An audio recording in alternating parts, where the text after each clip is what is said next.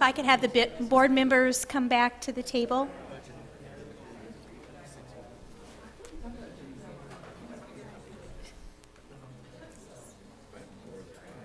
Board staff, can we kind of try and gather the members back?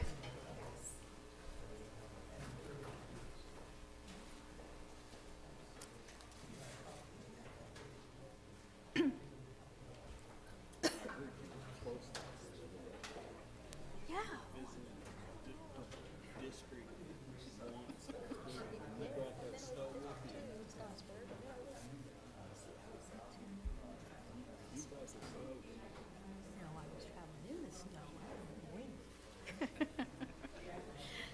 We didn't have snow.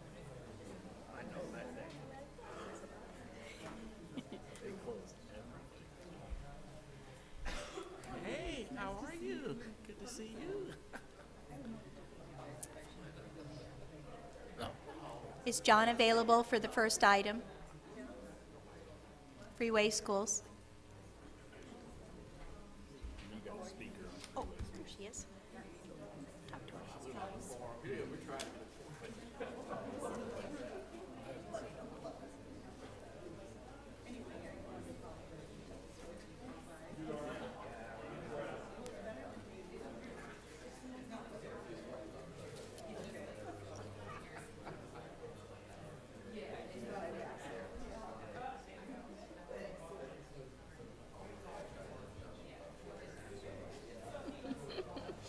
I don't know if we're getting started or not, Sarah.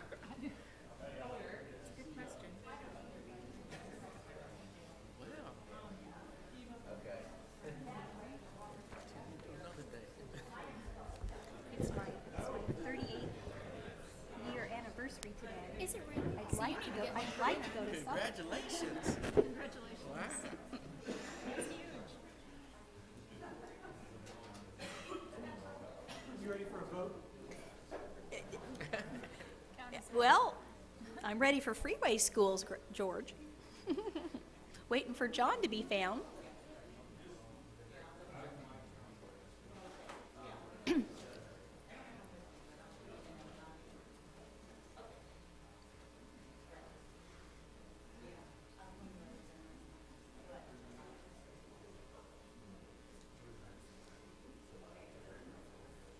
Is Brad on the line?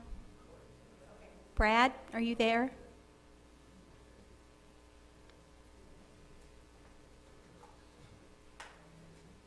Yeah, if it's not here, I'm ready.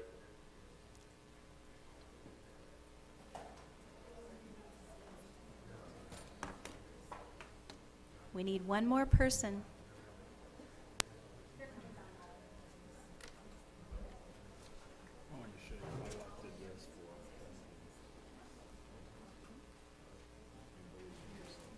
And then on the back, right?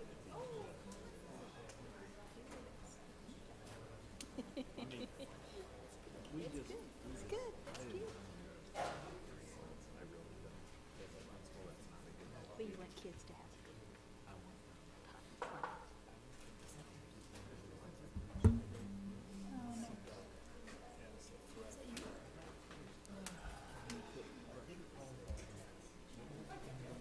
I've had George.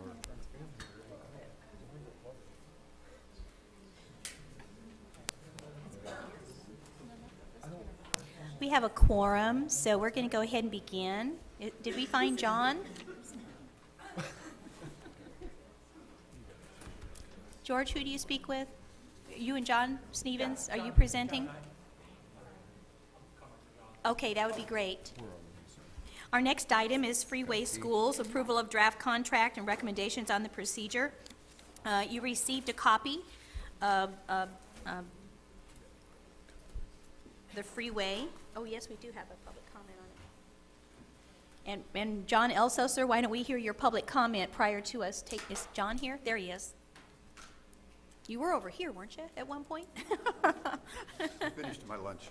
Okay. Superintendent Ritz, members of the board, I'll be very, very brief. I really just wanted to come up and express my appreciation to the department staff, Dr. Frampton, Kelly Miller, to the board staff, John Sneeden, and to now, I guess, the governor's staff, James Betley, for their cooperative work on revising this freeway process.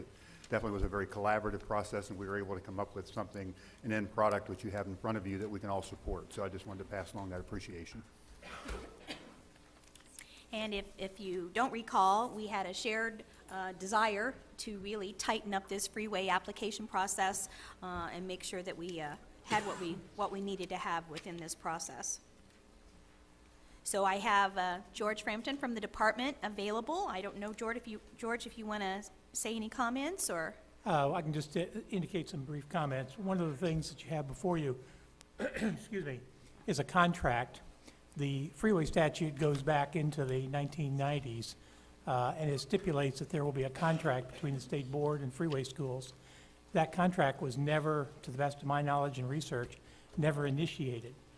There was a philosophy that the schools, when they petitioned the board for freeway accreditation, that petition became the contract between the board, and when the board approved the petition, that in effect they were establishing a contract. I think the thinking on that changed, and for some time, even going back to Michelle McCown's time with the state board, we've been working with James Bentley and John Sneathen, our own staff, Kelly Botter, myself, Maggie Pano, and so on, have been working to refine this contract. What we tried to do was not include anything that was not specifically called for in the statute. We didn't want to make any changes in that regard. So I certainly recommend approval of the contract, and I believe that's the view of the board staff as well.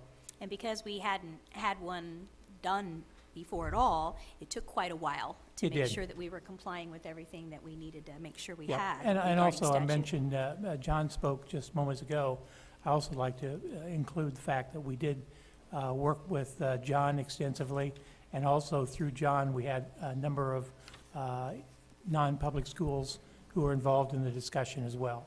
So this was a collaborative effort right down the line, from stakeholders to the state board staff and the department staff.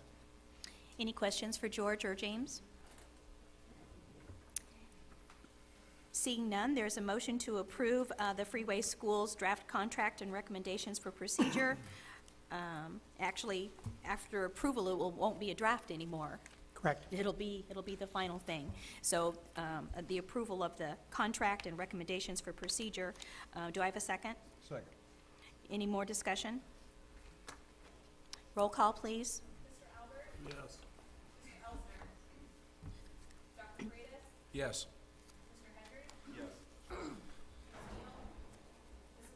Yes. Yes. Yes. Yes. Yes. Thank you very much, George. Thank you very much. The approval of adjusted cut scores for licensure exams is next on the agenda. Risa? At our last meeting, we asked Risa a question specifically regarding retroactive scores and what that might do, and we have done quite a bit of research on that. So Risa, why don't you go ahead and start with that, and then we'll get into the cut scores. Okay. There was a question raised in your discussion last month about what the effect of making these scores retroactive would be.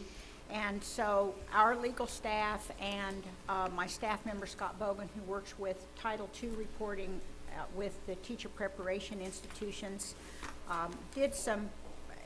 made a list of some of the ramifications speaking practically, to making the test scores retroactive.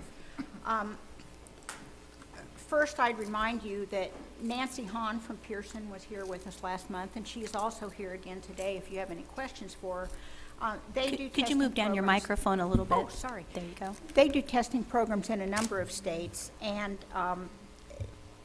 they have not dealt with any states that have made test scores retroactive. And we have not done that in Indiana in the past either, and we have had licensure tests in place by statute since 1986. So, we have kind of a long history and a precedent there.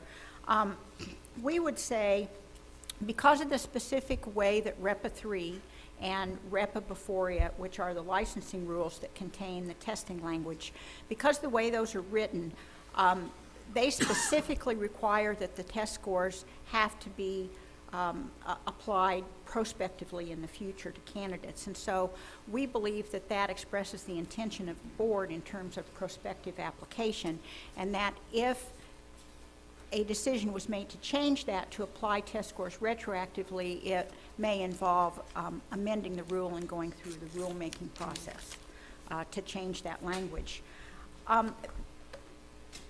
We see a myriad of complications for teacher preparation programs in making test scores retroactive.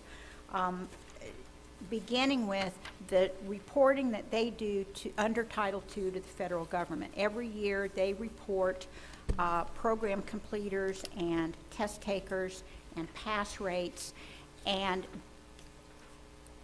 a change in the test scores to make them retroactive would make the reporting of pass rates and program completers from last year inaccurate, because individuals who were determined based on the current scores not to have passed last year and were not considered program completers and impacted the pass rates for the institution, that information would all now not be correct and would require amending those federal reports. So a retroactive change with the scores would impact 2 years of Title II federal reporting for the institutions.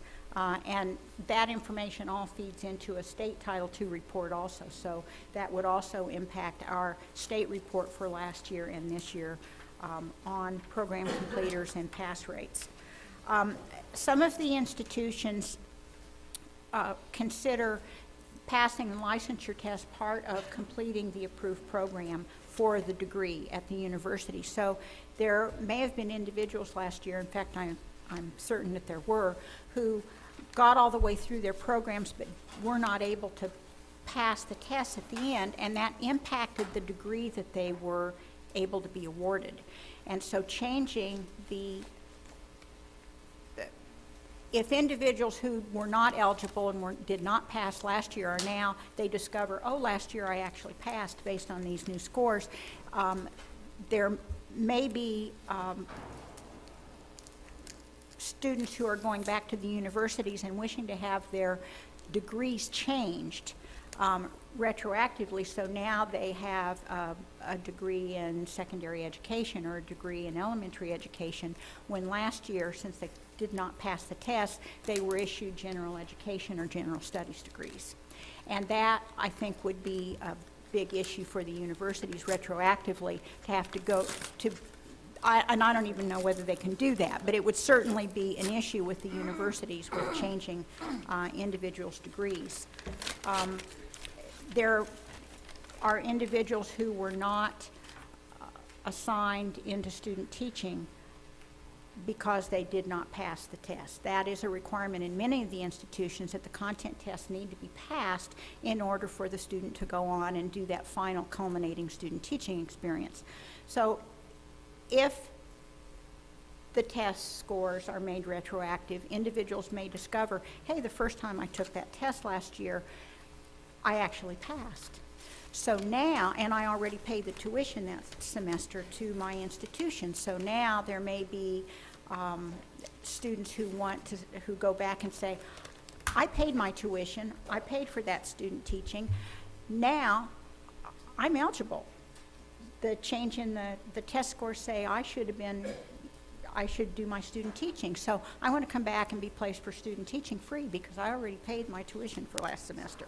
So you've got some program completion issues, I think, that would be caused in your teacher preparation programs by making the scores retroactive. It definitely changes a lot of things that were already, decisions that were already made at the program level and at the university level that would then become perhaps moving parts again. Yes? Sarah? It brings up a lot of good points, and up until your conversation, I was fully in favor of making them retroactive and making it right. Completely understand what you're saying now, but I still think we have an issue of equity given the circumstances. Is it an option for us to potentially offer retakes at no charge for students who did not pass the first time based on the cut score change? I'm just trying to think of some way that we can attempt to make it right, recognizing that making it retroactive might create a ripple effect that would have implications that would severely disrupt many systems. Well, I think that's a question we need to ask Pearson, our test vendor. The contract with Pearson to develop these tests was a $0 contract. All of the test development that they went through for 3 years was all done with the understanding that they would begin to then recoup their development costs through test registration fees. So I think that's an issue that would involve them greatly. There certainly, we don't want to make a decision that is going to send a message that somehow the scores that were set previously by this body were set in an inappropriate way or in an illegal way or in an incorrect way, because the process that the board followed in setting cut scores was absolutely appropriate. It was based on the recommendation of panels of educators in the state, and the scores were the scores. I mean, those were the decisions that were made on those scores. So there's nothing inappropriate or inaccurate or illegal or about the setting of those scores. So when we start saying, well, okay, now we're going to let people take the tests again, but you don't have to pay, it sort of implies that somehow we made a mistake. And I think we didn't make a mistake. We just have the opportunity now as prudent and reasonable people to look at the data on a periodic basis and say, you know, based on this data, we want to revisit, you know, whether we would like to adjust the scores, which is what we've done on these 10 tests. So I think we need to be very careful about the message that it sends when we start saying, oh, you know, oh gosh, maybe we made a mistake and you get to do retakes free. You know, it's a policy issue, but we want to be really careful with that. Do you want to go ahead and address the issue? I didn't know if you wanted to. I think all that I want to add to this discussion is I want to remind the board that actually when you all voted to set the initial standards, part of your concern was that the standards were not rigorous enough. And I think in terms of thinking about the educational reform efforts that are going on in the state, we have some tests that have very high pass rates. For example, the pedagogy tests have very high pass rates. When the state went through this reform effort and introduced REPA, part of the goal of that reform effort was to strengthen content area preparation. So again, I would just caution you to sort of think in the big picture policy issue in terms of what you are hoping to accomplish in terms of educator preparation and improving what kids get in the classroom and improving student learning in the state. Any contractual issues I would certainly take back and discuss as appropriate. Ms. O'Brien, I guess Okay, I'm sorry, go ahead. my final closing comment on that would be that nothing is free. And so, you know, somebody will bear the cost of additional tests that students might take, either the students or, you know, I mean, that's got to come out of somebody's pocket. And a gentle reminder that many of the test takers were those simply taking the test to add to their license. They're already educating kids. Well, Carrie? except for I look at the elementary, and I think most people aren't adding an elementary license. You're correct about And the elementary that. licenses are. You're correct about that Are one. many of the elementary licenses are some of the 10 that Yes. are doing that. And so, you know, I feel like I represent the teachers, and I'm looking at, you know, even in my daughter's elementary, and they're a Title I building, and there are 2 teachers in her building did their student teaching, and they were so good, you know, that they wanted to hire them and had done a good job and had gone through a program. and they can't pass one of the sections of the elementary exam. And so they're in a Title I building, and that dings the Title I building, and now the Title I building is at risk because they've got, and so you know, the discussion is, do we let these teachers go? And so is that what's best for kids too? You know, tomorrow is the date, depending upon our decision. So March 13th, those teachers get let go and those kids get new teachers because they can't pass the exam, yet we decide the cut score would be where they would have passed. And so we talk about equity. And so then, you know, and I understand and I appreciate the information, and it is, you know, the ripple effect we don't always know about. But I also look at some of this and think, you know, that they'll have to turn in a new form and require amending reports. These people's lives, I mean, you know, hundreds of people's lives who've gone through teacher education programs and who can't get a job yet because they aren't licensed, wouldn't mind amending a report. And so for their sakes, I feel like I have to at least say, we have to think about it. You have to discuss it. And so I appreciate you know, finding the data and looking this up and telling us, but it merits a discussion. I think the discussion that when I asked Risa what she found out was really regarding our own rule, that the cut scores are you making them to go forward. And there's nothing in rule that allows us perhaps to do an action other than that, without amending rule. Well, that's what I meant. We'd Right. have to go through the It would rulemaking process. It'd be a rule amendment process. The Is the there- language in your rule currently says that any new scores that are set cannot be applied to a candidate until at least 90 days from the day that you approve. So it'd be like 90 days from now. And that would prevent us from making it retroactive? I'm not saying it can't go into effect till 90 days from now, but could it, that would prevent it? Well, Is there anything that precludes us from saying, if you've taken it in the last 12 months and you passed? I would say that because of the way the rule is written, it expressed an intent, a policy intention of the board that test scores be applied for future tests. And so then Because of the way that section is written. And, you know, there could certainly, reasonable people could have other We've revised cut interpretations, scores but, before. yes. But then in looking at the 90 days, so we revise the cut scores and you say, I'm going to change the cut scores, and we vote for it today, but it doesn't apply for 90 days. That's right. That's what the rule says. But is there, again, then, is there any way, again, I'm just asking, you override the rule. I mean, if I decide tomorrow that the new cut score is an 85, I have no idea, I'm making this up, obviously, an 85 is not accurate, an 85. But for the next 90 days, we're still gonna hold them to 125. I guess to me, that to me is And frustrating. And I'm in the same situation. We have 2 teachers and student taught in our building that haven't hit the 220 mark yet in the elementary test. My principal wants to hire both of them. We have 6 openings. Those will all be filled well before June. I don't know if EVSC would have any jobs come June. Because so there June wouldn't be 15th, anything but to if we know the apply new for. cut score tomorrow, how They could- frustrating they is could it, be we hired. can't go, I mean, even if they took the test Saturday, we make the new cut score tomorrow, they take the test Saturday, they It's get the old they get an 85, but nope, the cut score is still 220 until June 15th.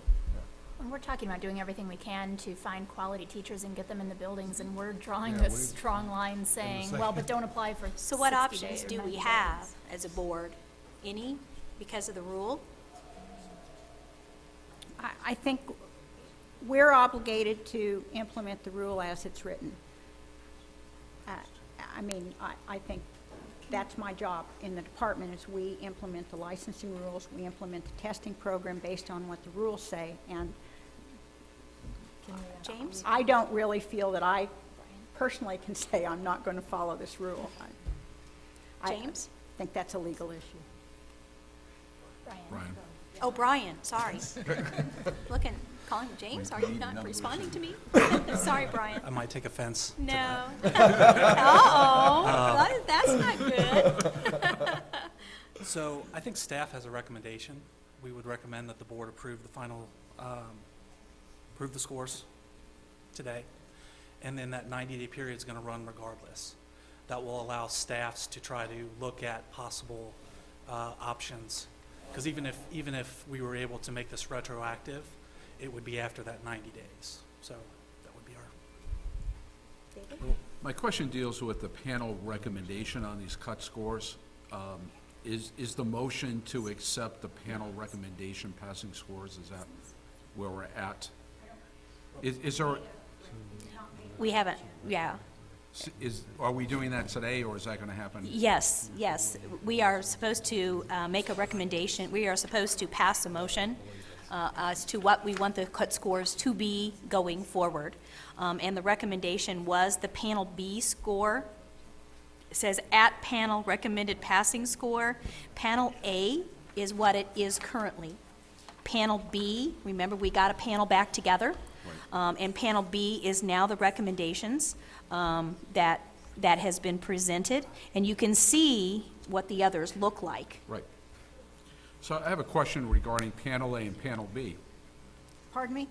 I have a question about Panel A and Panel B. Okay. I'm pleased we're in the right column according to my perception, which is to take the panel recommendation, because they've gone through an extensive process. DOE's gone through an extensive process of setting cutoff scores based on what Indiana educators feel is appropriate. Is that correct? Yes, that would be the Panel B recommend, the Panel A was their recommendation previously that set the current cut scores, and Panel B is the new panels that met in December. Those are their recommendations. So that's my question. Is Panel B the same group of people who have met and they've been enlightened some way and now they have different recommendations? No, it's an It's a totally entirely different group Then- of individuals. I guess I have a psychometric question then. Is that appropriate psychometrically to have two different panels come up with two different recommendations? And how does that impact reliability and validity?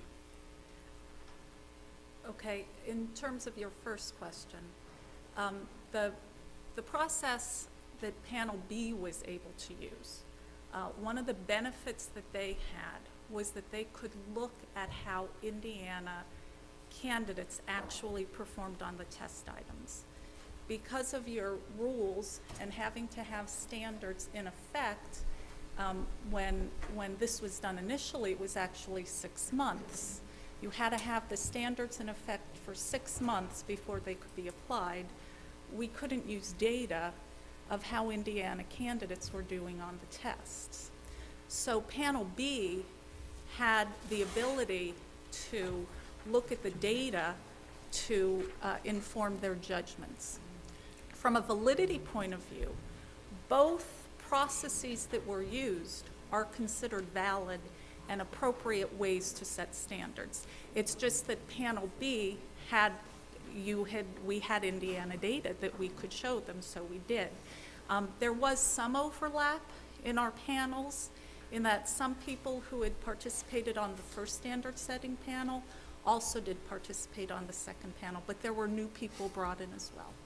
So let's say I'm on Panel B and I'm looking at a set of questions, and one of the questions I assume you would ask is what percentage of candidates would be able to pass this who are aspiring teachers, not veteran teachers, right? Right. Okay, Yep. so they go through this set of questions and they say, whatever, 80% should be able to pass this question. Then help me understand how we're not biasing the panel by then giving them the data of candidates who have already taken the test.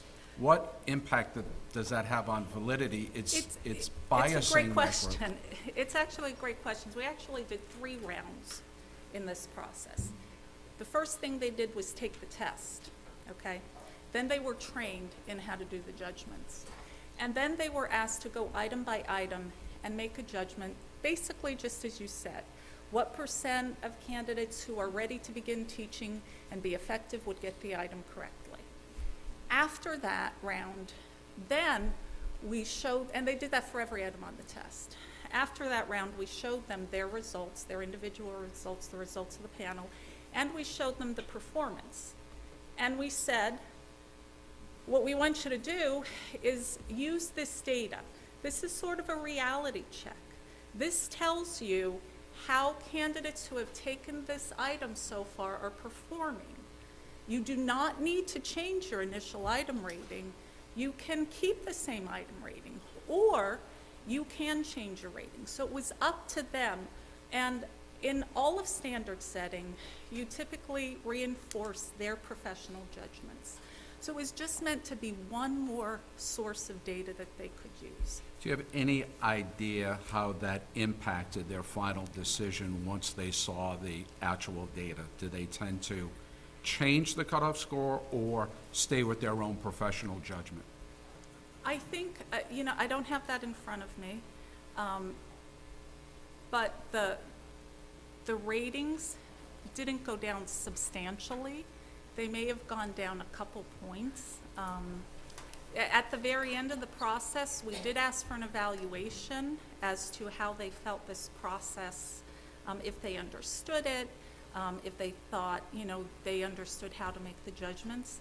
Our feedback from that was that they did understand the process. They thought that it was, they were confident in their judgments. Okay. So this is based on professional judgment of educators is my bottom line. Yeah. And to start to deviate into some of the other columns, for me, that's really getting into the politics of who gets to be a teacher and who doesn't. And so my hope is that my colleagues would go at that column with the professional recommendation. Once you deviate from that, I think you're questioning validity, reliability of the whole process.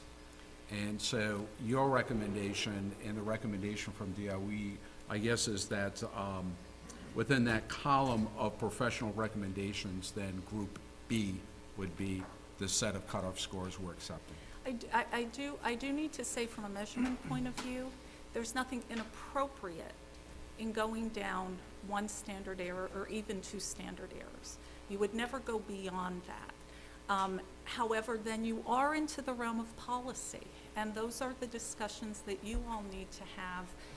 Things you might consider are there shortage areas? So there are other policy questions that come into mind at that. From a measurement point of view, it's not wrong to adjust, but you would never go below two standard errors. So my final question, I hope, is that when we get an email or a letter from a group of students who can't pass a particular test, it's not the board's cutoff score, in essence. It's not the DOE's cutoff score. It's the group of professional teachers who have determined that this is the entry point for you to enter this particular profession. We are agreeing with the professional recommendation. Is that correct? I think that's a fair statement. Okay, thank you.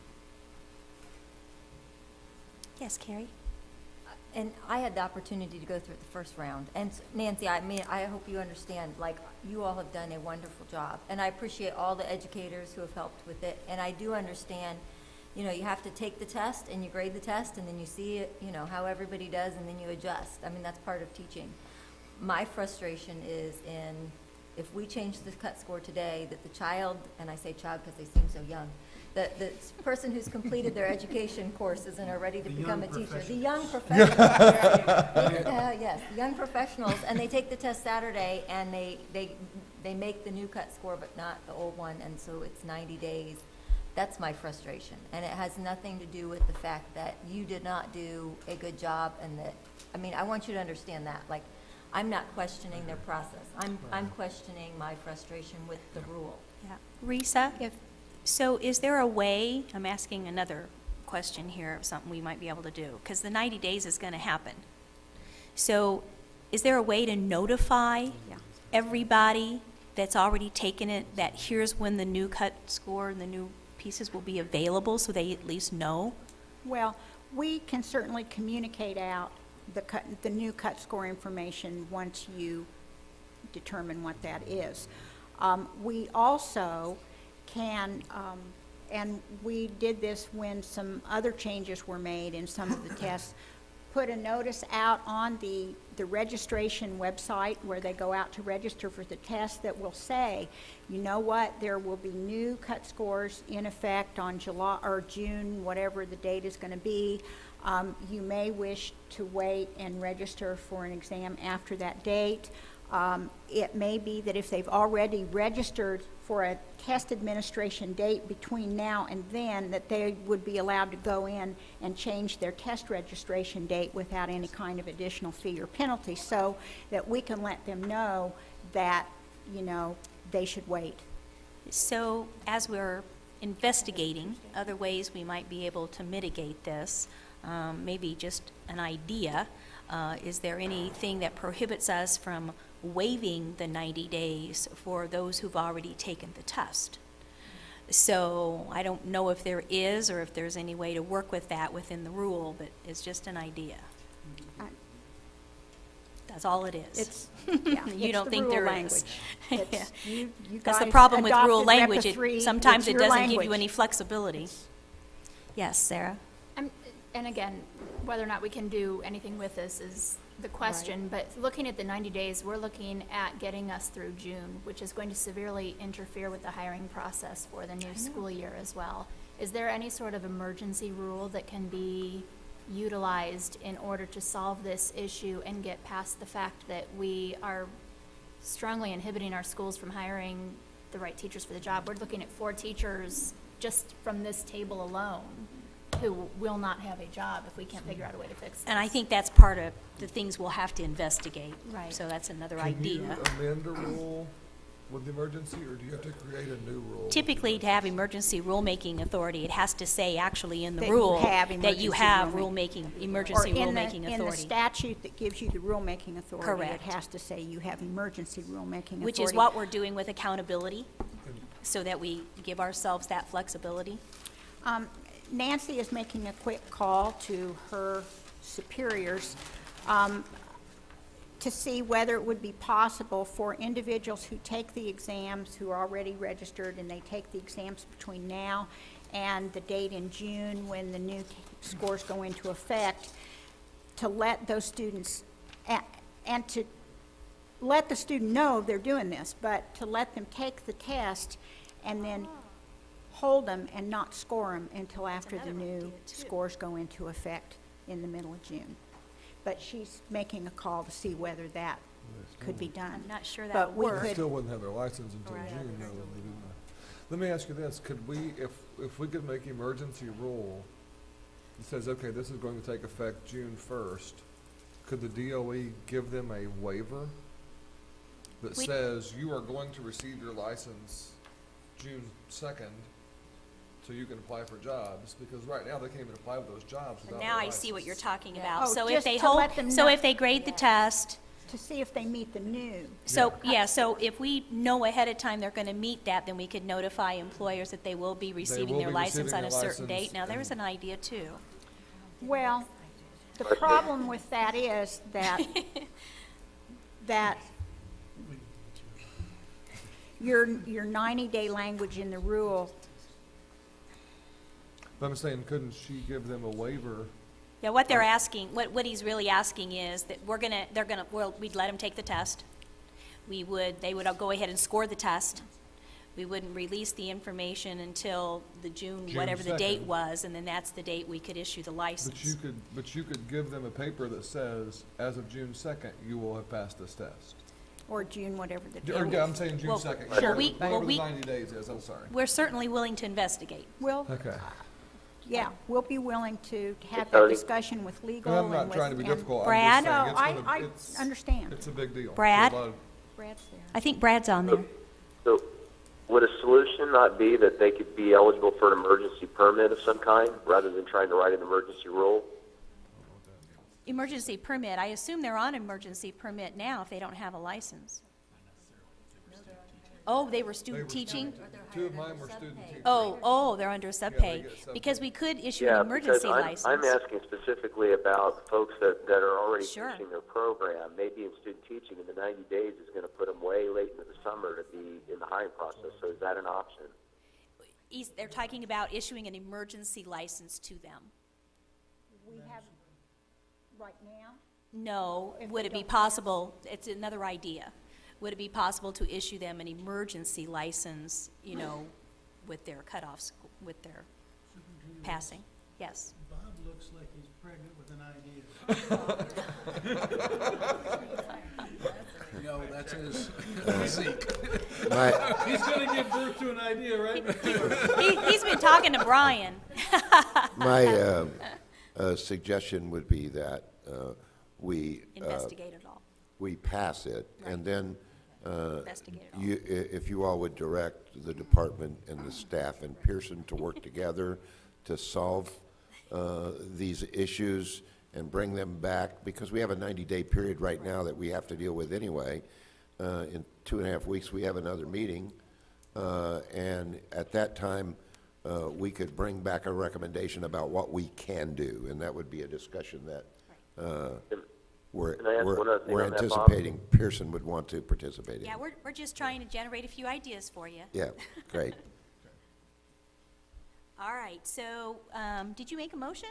Yes, I did. thought you did. I made a motion to accept The panel the recommended, Panel B recommended Passes. cutoff scores. Second. Passing scores. second, any more discussion?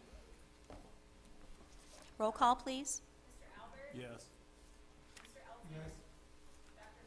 Yes. Yes. Yes. Yes, and I have a comment after the vote.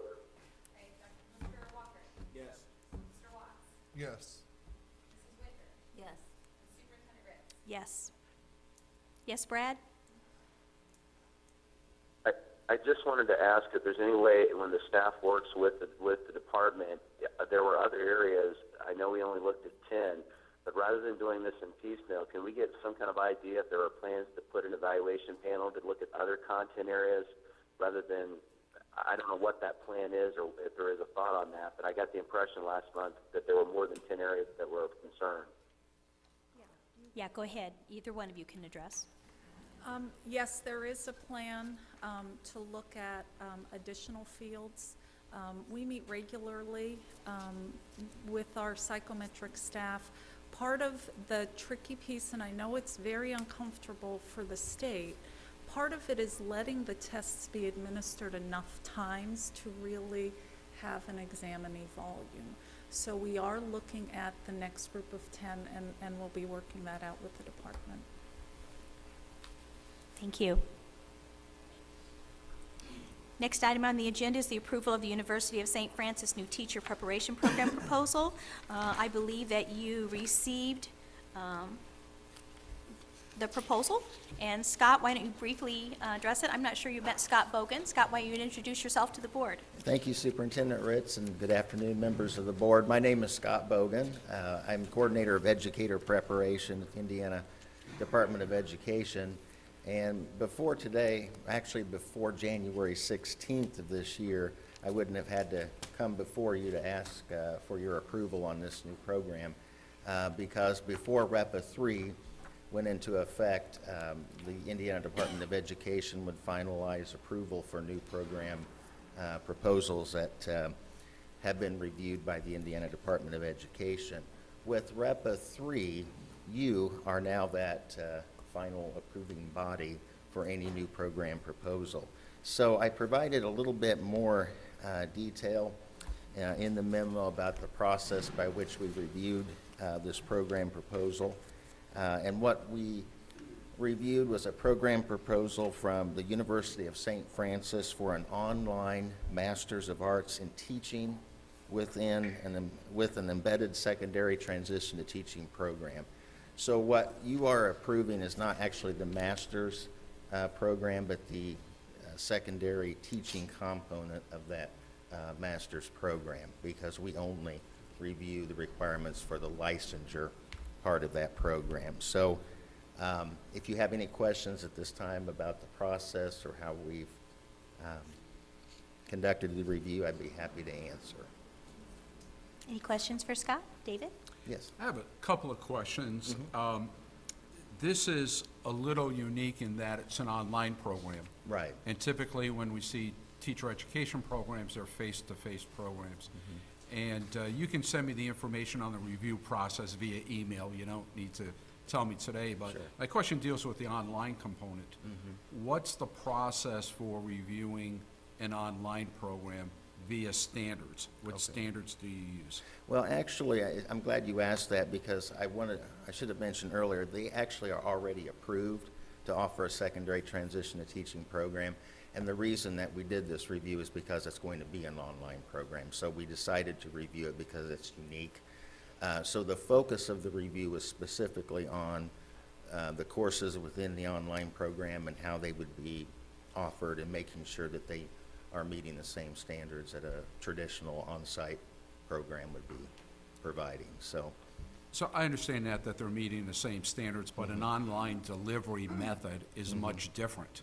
right. How do you ensure that the online delivery method is equivalent to traditional face-to-face from a quality Right. perspective? Well, I think in some respects, there are two parts to answer that question. The first is that we included a reviewer from a similar program that's online. So we have someone who's experienced in that type of program who helped with the review. The second thing is that we will continue to monitor the progress of this program. So in other words, even though we're seeking approval for this program, it doesn't mean we don't go back and review them annually to ensure that they're meeting not only standards, but accreditation standards and program requirements specific to that program. So it's not, we continually review annually through their annual reports. So I understand an online format is unique, and again, that's one reason why we insisted on a review. So it's not something that we're going to just not revisit. So I go back to my question, what standards do you use? There are a set of national standards for what good online programs look like. And you still haven't said that you use the national standards to Right. assess this particular Right. Well, program, we which is we the typical use- answer you would hear from any body that's Yeah. asking for approval. What we used are the same standards that we would have used for the traditional program, which is based on transition to teaching program standards and secondary pedagogy standards and standards that are specific to those content areas that are offered in a transition to teaching program. Yeah, let me try to be clear. I understand they're the same teacher education standards. That's not my question. My question is, there should be online standards for how you deliver online courses in a different kind of a way. There's national organizations from a pedagogical perspective, which is much different Right. when you offer an online program, right? Right. And so my question is, did you use those national online standards to assess this Not program? specific If online, not, why no. not? Right. No, that's an excellent question, and that may be something that we would definitely would consider in the future. So- Because we don't have, these are unique. We've had maybe one or two programs that have been approved in the past that follow this format, so that is something that we could certainly include in future. In that you didn't Reviews. use any online standards to assess this, so Right, are it was you based ready on- to withdraw the proposal till you do that? But I could certainly do that. I mean, it's based on no Yeah. standards. Well, it's based on Based on- It's based on the standards. NCATE standards for teacher education, but it's not Right. based on online standards on how you deliver the pedagogy. Right. Correct? Right, not the format, So- right. Then the program has not undergone any review based on online standards. You see the difference between? Right, right, Okay. right, okay. So I can't support it. It hasn't undergone the online component, not the NCATE component, Right, not the right, state professional review. SPA components. Mm-hmm. How you teach an online course is totally different than how you do it face-to-face. Right. And if you look at regional accrediting bodies, our North Central, Yeah. for example, has a different set of standards for when you need to do an online component. Right. And those are critical when anybody approves a program that's going to be online. And I think that's missing in this point, and you would not have known that unless you presented it here Right, today and first get that time, information. right, So I'm right. not being critical in Right, any right, way. just I'm just realistic. saying that that component is missing from this approval. And that rigor is missing, and it doesn't have that stamp of approval yet. Okay. It'd probably be okay, Right. but until you do that, then I'm uncomfortable approving it. So looking at the program review piece that you have attached, so we've got rationale and curriculum and clinical and field-based experiences, and we've got all, so you would add a component to this That would be online? like an online. Correct. I'm just wanting to know how you format. want it changed. Yeah, this is the teacher education component, and the online standards are different because it's a different delivery method. And so it's not automatic that because you can do it face-to-face, you can also do it online. Okay, And so so we that's would- what I'm looking for, Right, and is this that is- assurance. Right, and the matrix that we use in the review is the same one that we've I have a used question. for quite some time, so Oh. it is in need of revision and updating, and of course it will be anyway once we become officially a CAPE Right, so what I'm recognized asking state, for, which CAPE also addresses, I think, more specific to online formats than NCAPE does, so it may just naturally. right. So not Brad? to belabor it, I'm just saying, when we have an Sure. online program, because this is the first time I've seen an online program, Mm-hmm. that second set of standards need to be applied As to a whatever part of it. program. The program probably meets it, but we don't know that until you do that Feel that, assessment. okay. Brad, did you have a comment? I have a quick question. Go ahead. Yeah, I guess my concern is that I understand where Dr. Freitas is coming from, but in the past, even when the Professional Standards Advisory Board had this, the decision about program approval was based on the preparation standards. The modality by which it's delivered, it's going to vary by university. Our university uses Quality Matters, but that's an internal decision. There's not a set of uniform standards that I know of at the state level for online delivery. I've always thought the decision was based on how well did the program application align to the program standards that governed how we license the teacher. So I just want to I guess my question is, I just want confirmation from council that's what our decision's based on. It's not to take away from what Dr. Freitas is saying, but if we get into modality of delivery, that's really opening up, that's going further than what we've done in the past, at least historically. I share Brad's concern. Modality delivery seems to, I'm not disagreeing if it's a quality issue, but I believe St. Francis is an NCATE institution. Yes. I know Yes. something about these Yes. reviews.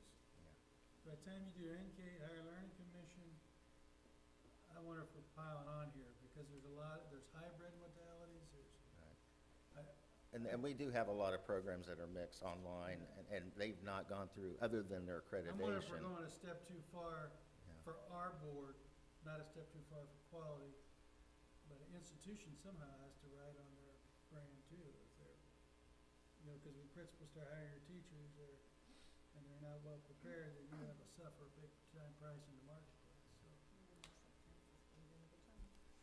And that kind of gets back to what I meant earlier with future reviews. I mean, we continually review programs to ensure that they're high quality, and if they're not, then we go back and review. So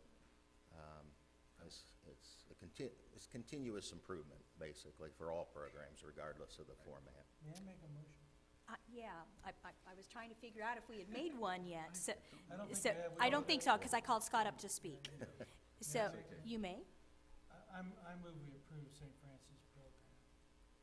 Do we have a second? Any more discussion? Roll call, please. Yes. Yes. No. Yes.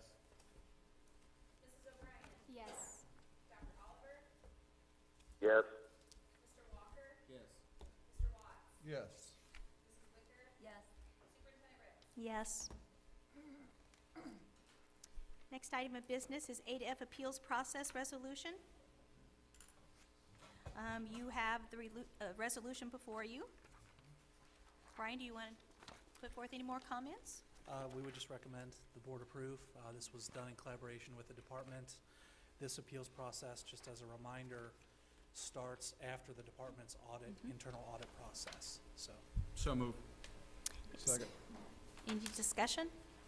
Roll call, please. Yes. Aye. Yes. Aye.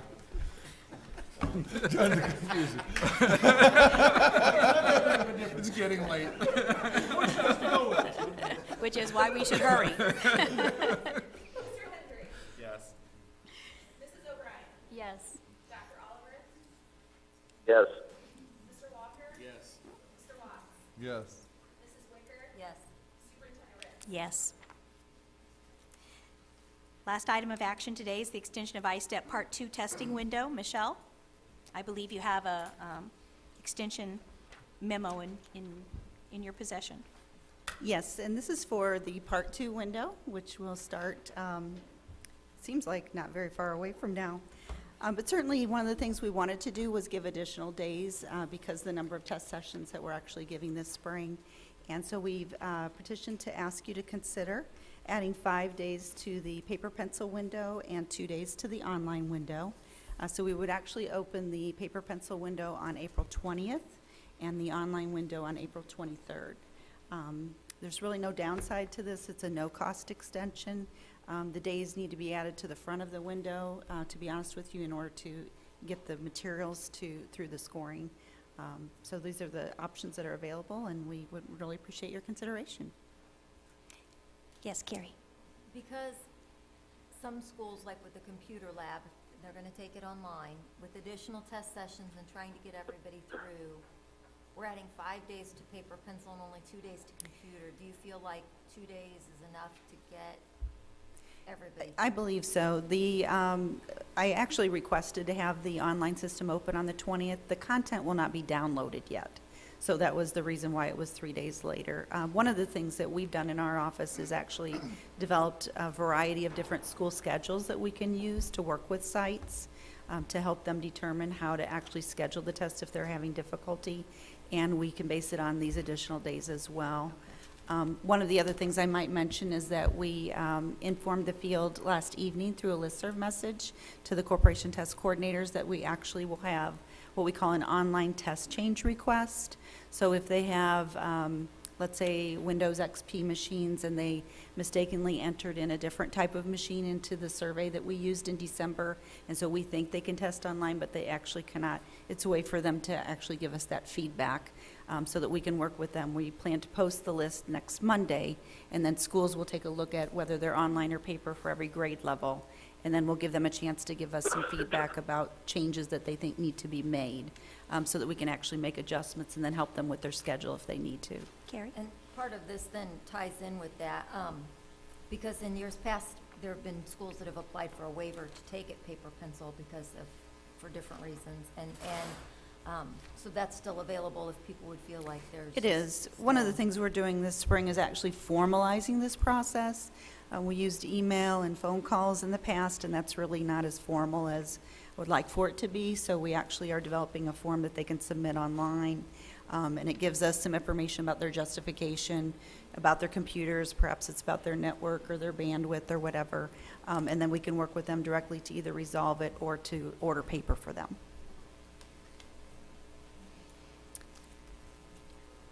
So the motion is to approve the proposed testing dates to extend the ISTEP Part 2 testing window. Do I have a second? Second.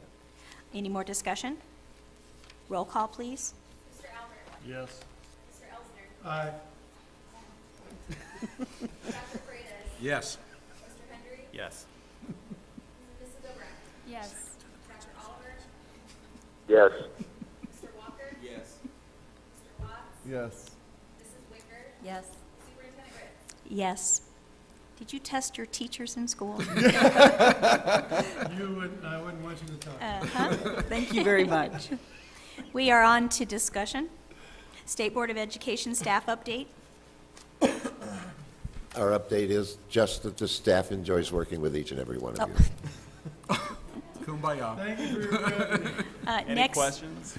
Next, we have data sharing credo. Bernice?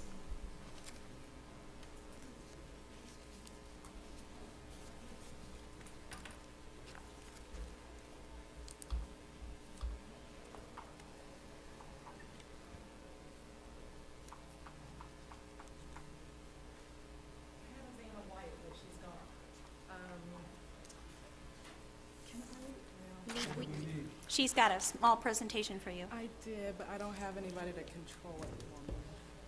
It's okay, Sarah. I'll just talk from it. Thank you for offering. I'm sorry, everybody. You won't be able to see it, but I'll just speak from it. So just as a reminder, why this matter is on the agenda, I want to say in January, a letter from Credo came out that just asking for reconsideration because the data share agreement between the department and Credo wasn't extended. There's Vanna.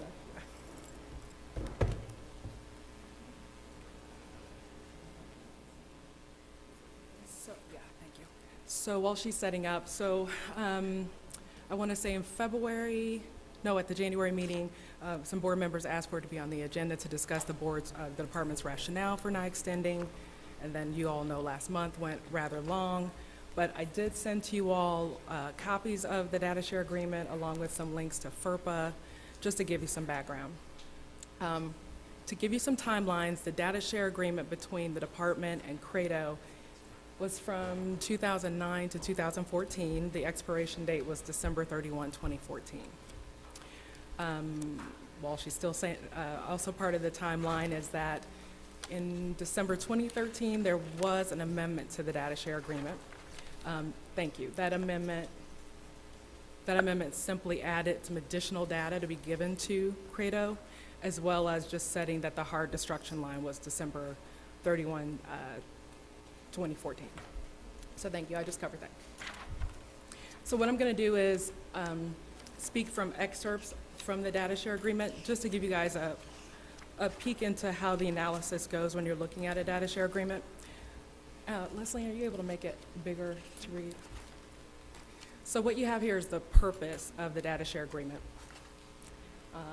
I don't have my physical copy, but the purpose essentially says that the information that Credo will do some studies to improve instruction in the state of Indiana. Says the information will be used that's obtained by Credo will be used to conduct studies. Thank you. And the purpose is to improve instruction. And then it says that it will let us know from time, us being the department, know from time to time what the studies will be for. So as you can see, the data share itself does not describe what will be studied. It just says we'll let the department know. To my right, up there, FERPA regulations say that data shares have to specify the purpose and the scope of the data share agreement. Our concern in looking at this is that this data share does not have that. It doesn't give the purpose or the scope. It also does not identify the data that will be released. So looking at this data share agreement, you would have no idea what data was given to Credo over the years. Next slide, please. So next concern, looking at paragraph 7 of the data share agreement, it says that Credo commits to provide to the department a list of specific research topics updated semi-annually for which the data are being used, and to notify IDOE in advance of any new projects or research questions. The list of research studies will identify linkages between the data obtained and what's being studied. Further, it will include the fixed ending date for the use. In working with Credo over the months that we did in determining whether we were going to extend the data share agreement, Credo shared that they never did paragraph 7. So we have paired that the purpose was never stated, and then the requirement in paragraph 7 that Credo was going to provide a list semi-annually, it never happened.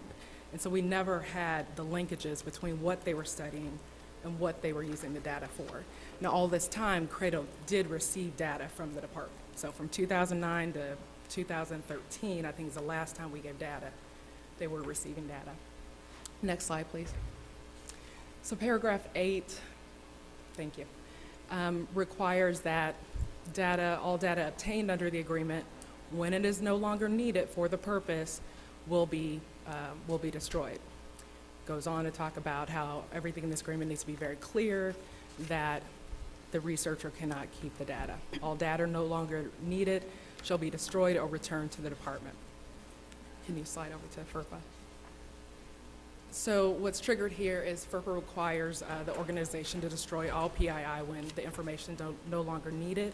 In this situation, as I shared, it's when it's no longer needed, or the hard date of December 31, 2014. The concern here is that despite what Credo has agreed to in the agreement and FERPA, Credo is asking to keep PII regardless. So that's concerning. Next slide, please.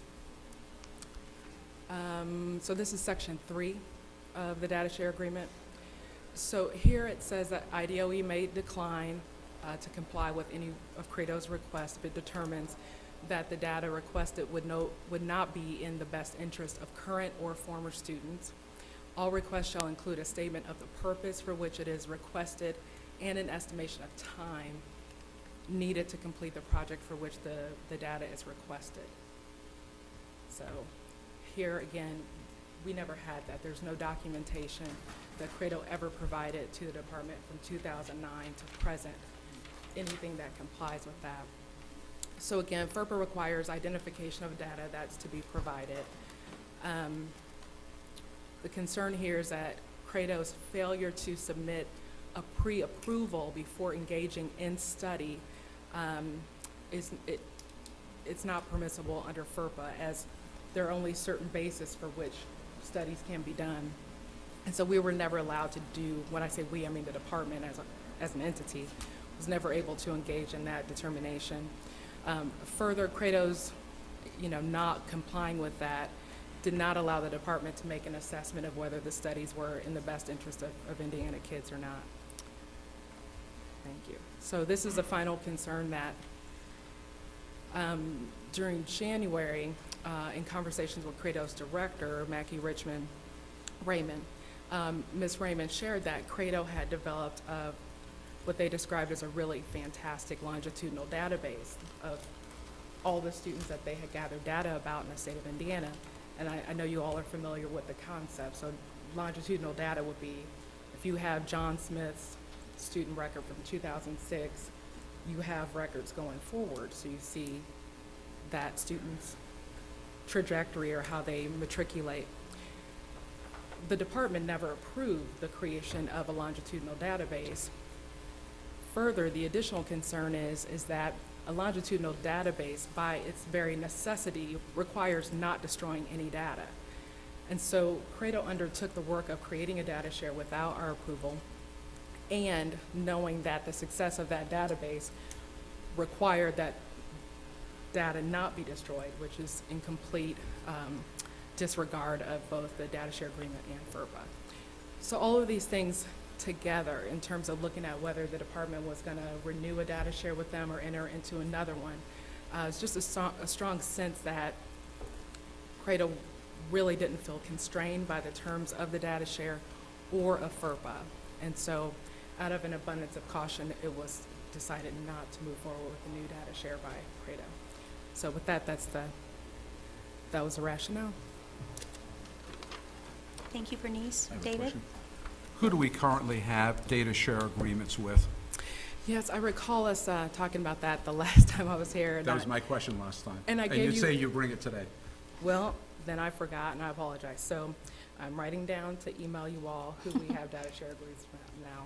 I mean, I Is can give you it some 100 examples. institutions, 5 institutions? No, I want to say it's under 20. Okay. I can't think of any examples off the top of. We have Keep, of course, Cell, the Rooney Institute.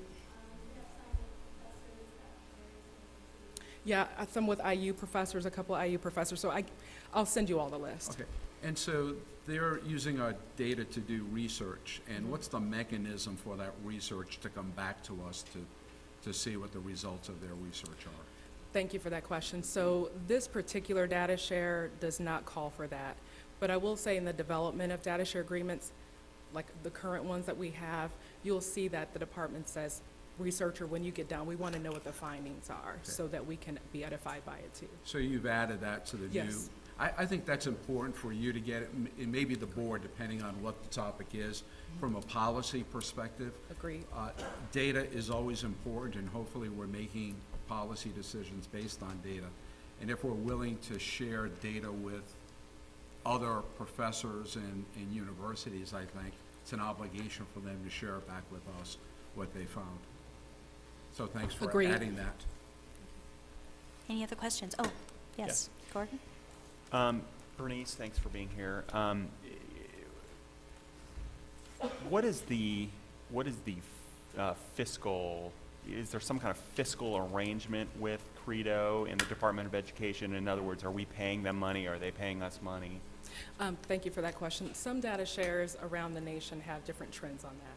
So theoretically, could the department have done that in 2009 or whatever? They could have, but did not. So as far as my understanding of our data shares, generally, there's never been a pay, whether receiving pay or giving pay. And just as it relates to the issues that you've raised, specific legal questions, was there at any time that Credo was notified and requested to cure what you would consider a breach of the agreement? So, my first contact with Credo and their request to extend, so it was July of 2014, knowing that the agreement was going to expire in December of that year. So in our working together, again, because I knew with the new administration, I asked Credo, hey, there are all these things that were supposed to be produced. Are you able to produce them? We can't find them here. It was through much discussion that they just didn't have it, and they just explained that historically they just weren't expected to do it, and they didn't have those records to give. At that point, they didn't seem to have any new studies that they were undertaking, so I asked them to produce what they had in the past, but they said they hadn't. So, and then they didn't have any new research going forward from July to December.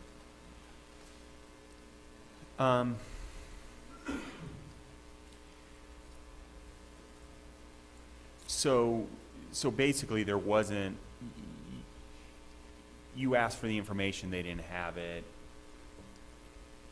You have some issues with that. I'm sure we're well within our rights to say we want to end this partnership. I guess I'm just trying to understand from the superintendent and the Department of Education.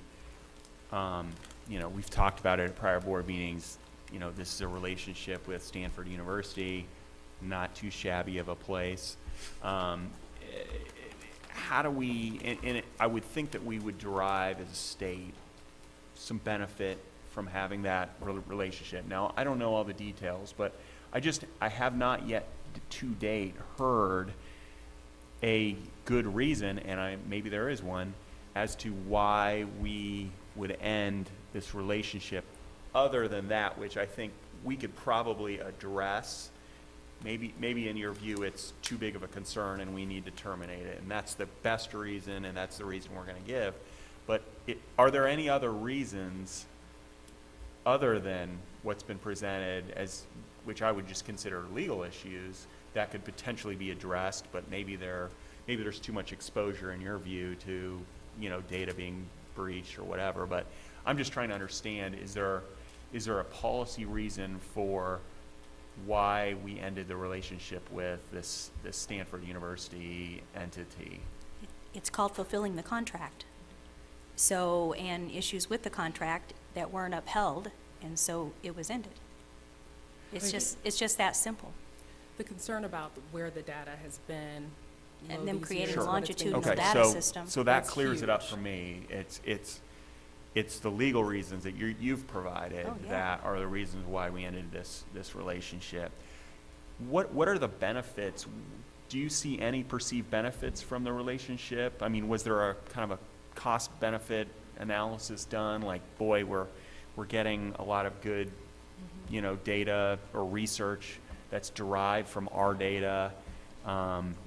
Was there that kind of decision, or was it just, let's end this relationship because Did we we're... receive the information we were supposed to receive? Well, so this comes back actually to the question that Dr. Freitas asked about, did information come back and things of that nature.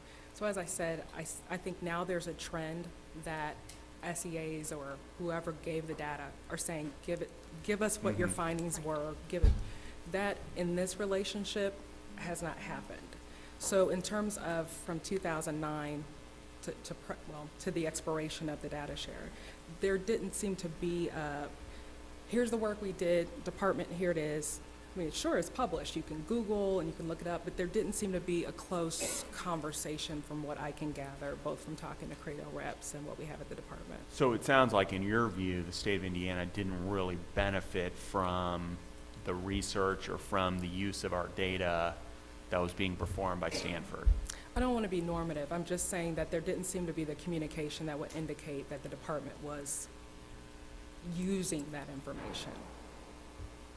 So when you asked them for the data, the results, they said no?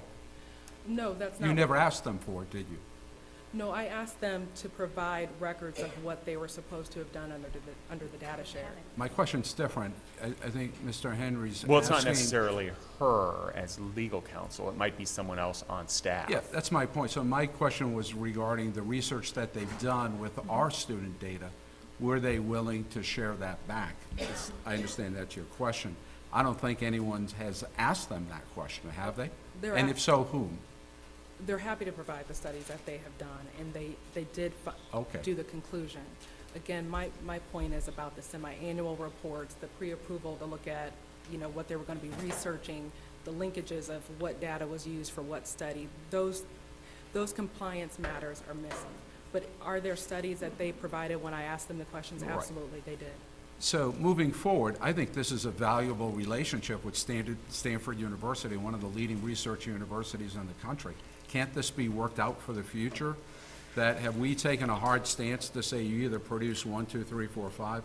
Can't you enter into a joint agreement in some way where their attorneys are able to sign off on an agreement as well as our attorneys at DOE?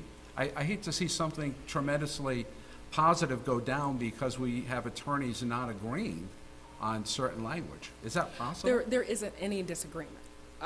Credo would agree that they didn't do these things. So please understand there's no disagreement. No, I'm not talking about, I'm leaving this go for a second. What I'm saying is for the future, can't you forge an agreement with Stanford University attorneys that would provide the best interests of our students and getting data separate from this agreement? Can't you craft a new agreement that both sides will comply with? And maybe there's information that we could use, some research that would be really good that we could ask for as part of that. Right, because, You know? I had a conversation with one of the attorneys at Stanford University, and they were saying they sense we're being uncooperative and not participating. I said, let bygones be bygones and let's move on. Let's forge a new agreement. So I think rehashing what's happened is not productive, but my hope is that we can go back to Stanford University, forge an agreement that is doable and practical, and I hear them saying that they're willing to do that. And the question for me is, are we willing to enter into an agreement with them to data share and have them do some research for us? So for me, my work, from my point of view, this is not a matter of rehashing.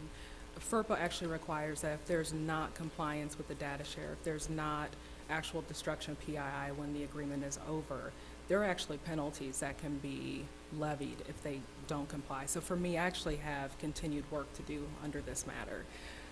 In terms of moving forward, in my point of view, agreements are only as good as the people who are willing to carry it out. And I'm just saying, from what I've seen historically,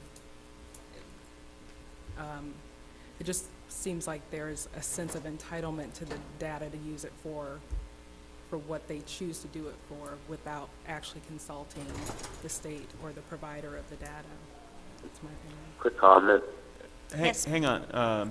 Well, Brad, let me finish asking a couple more questions, and then I'll be happy to turn over the floor to you if that's okay.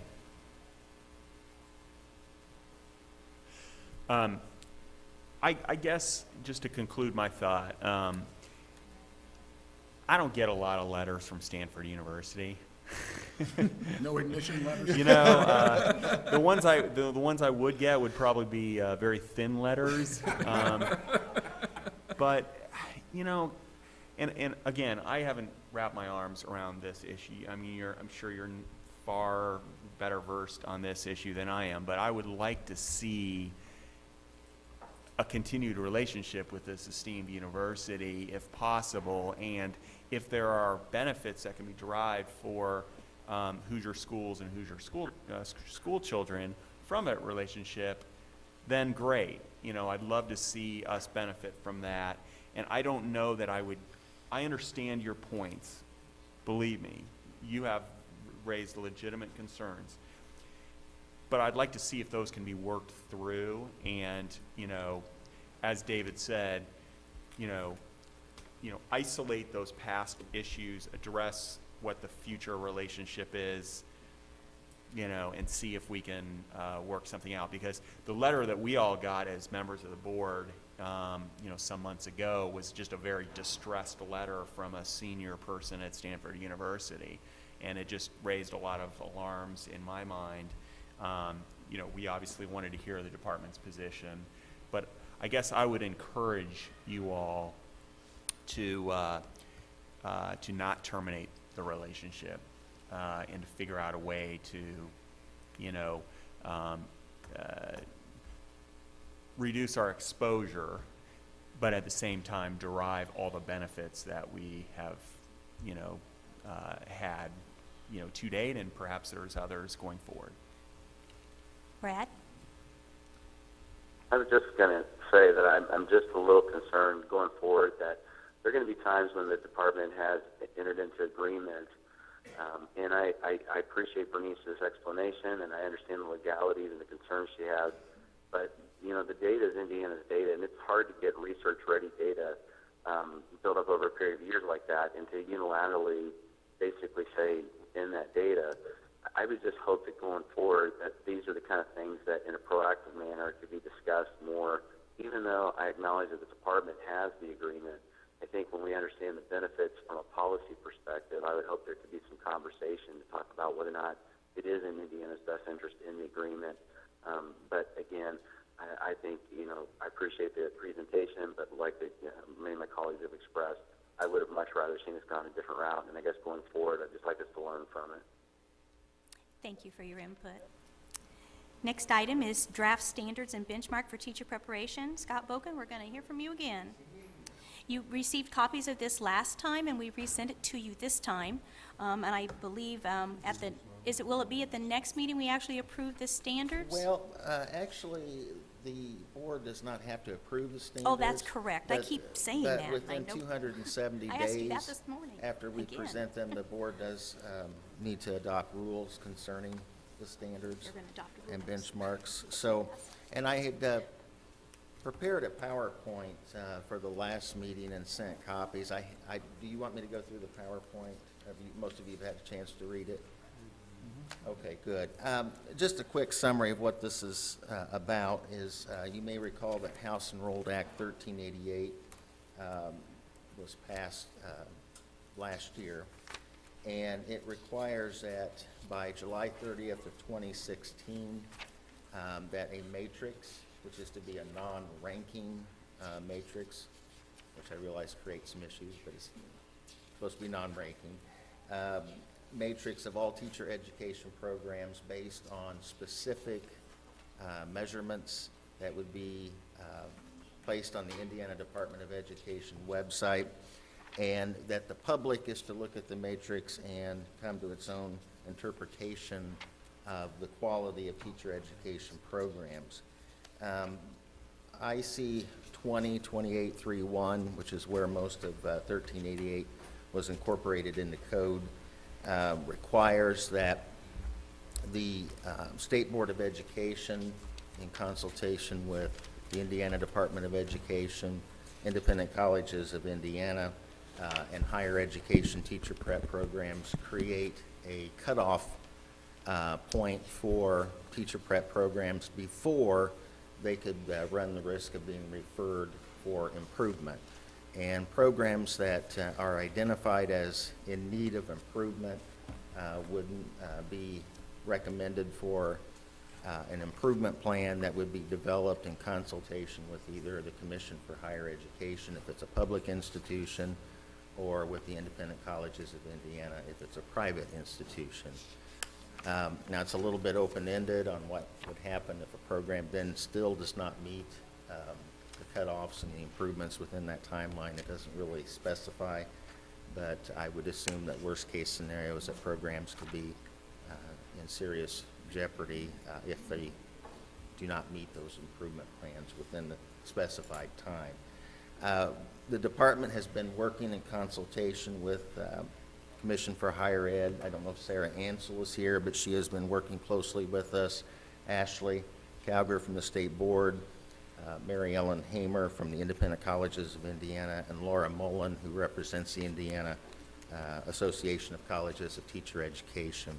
And also, we've received great assistance from the Great Lakes Comprehensive staff in the development of these drafts.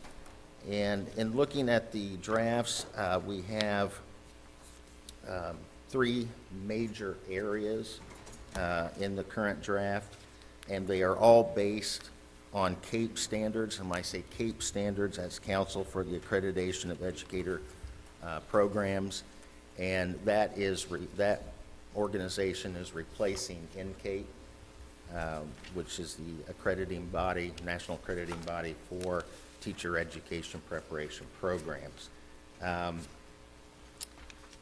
In code, it specifically mentions CAPE and CAPE standards, so the decision of whether or not Indiana would pursue CAPE accreditation was not a difficult decision, because we basically have to follow those standards in order to ensure teacher prep quality in Indiana. So at this point, I'll open it up for any discussion or questions that you may have about the drafts, both in standards and benchmarks and the matrix at this point. Any questions, David? Yeah, Congress is currently considering federal legislation Yes. regarding this, And that not only came after standards, all but this, right. matrices, and Yes. even to the point of potentially grading schools Right, on an A through right. F kind of model, which is kind of interesting. They're following us again. We've Right, always right. been the leaders.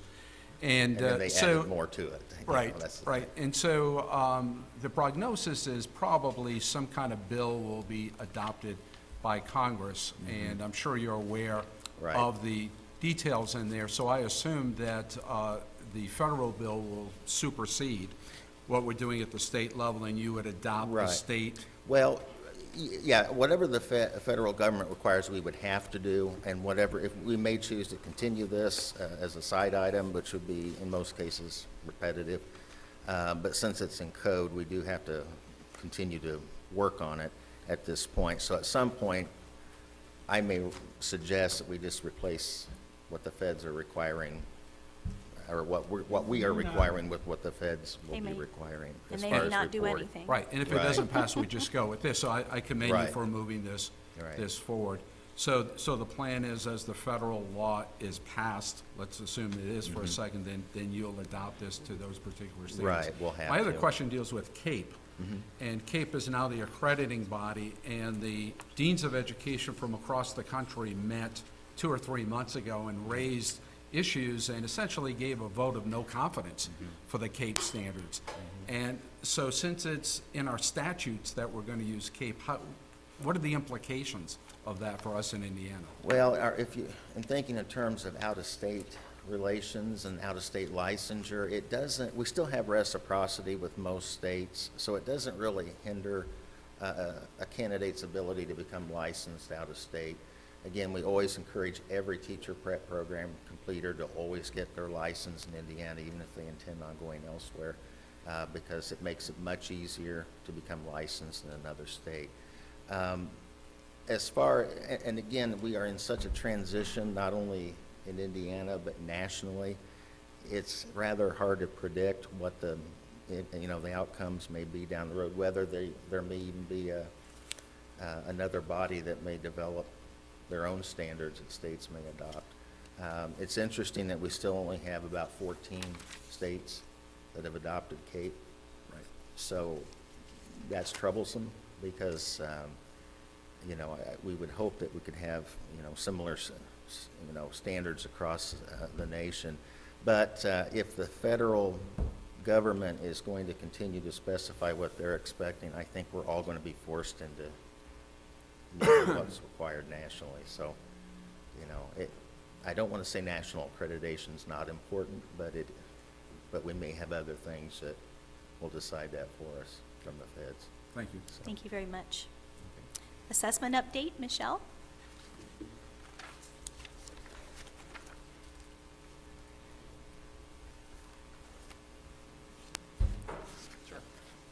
As there's something always going on with assessment. Always.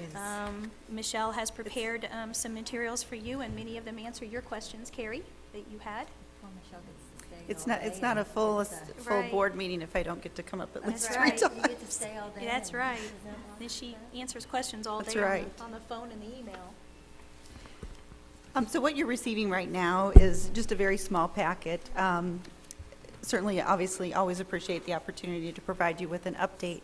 But based on Mrs. Wicker's questions, I just put together a short set of materials for you to answer her questions. And I do want to talk you through some of the known issues that we have right now, where we are with moving into Part 2, and a little bit more about comparability and test form equating, because I know the field has had lots of questions about that, and you might have some as well. This is very informal. Obviously, feel free to interrupt by asking any questions that you might have.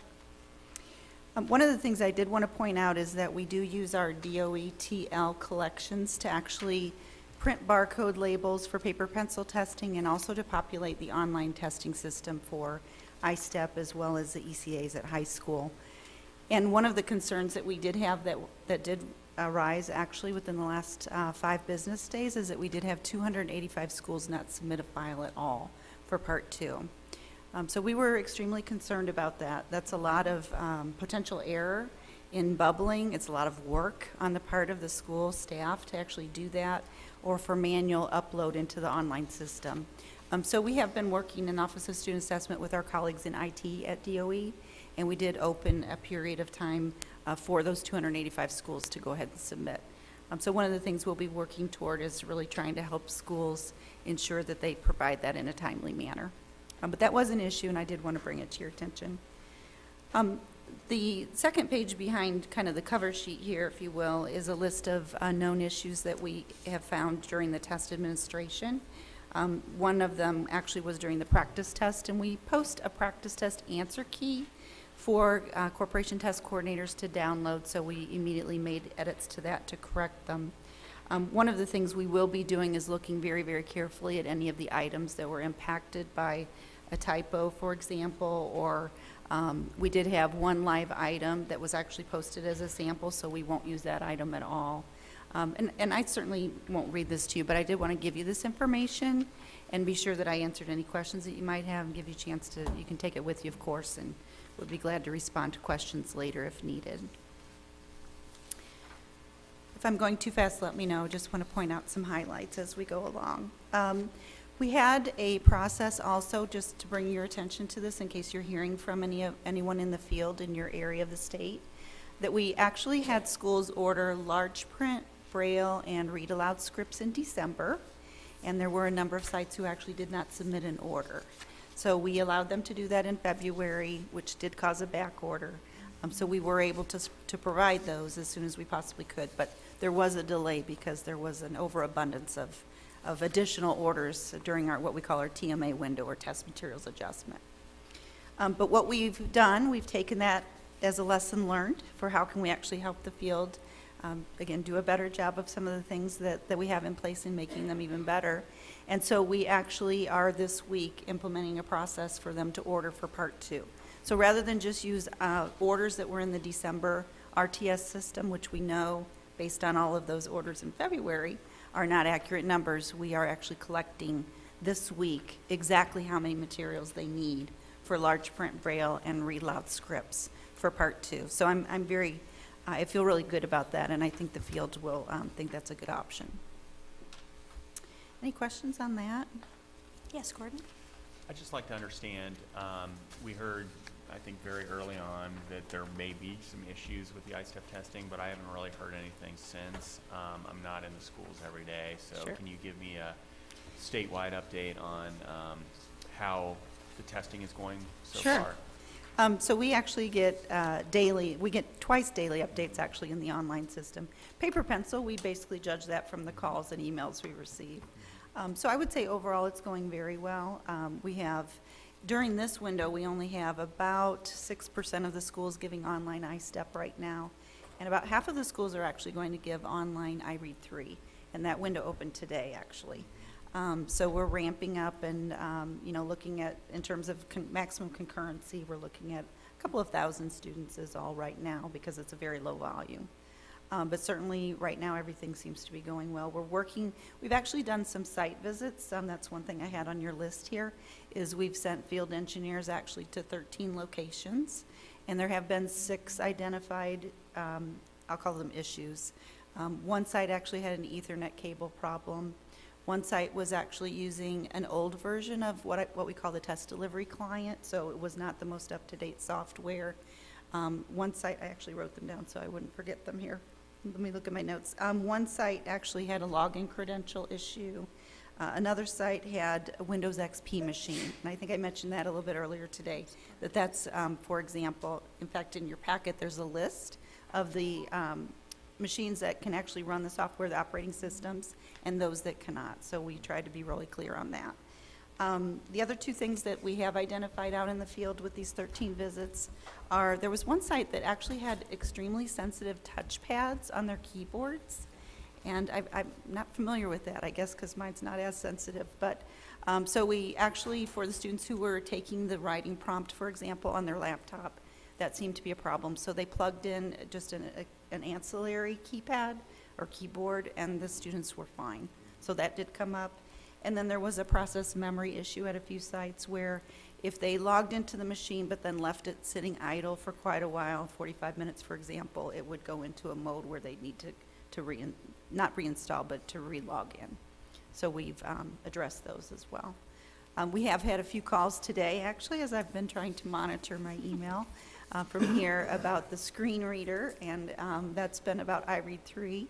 And it's actually not a screen reader issue, but in iRead 3, there are very few questions that could be read aloud because we're looking at reading comprehension. And so we're helping everyone understand that. Thank you for asking.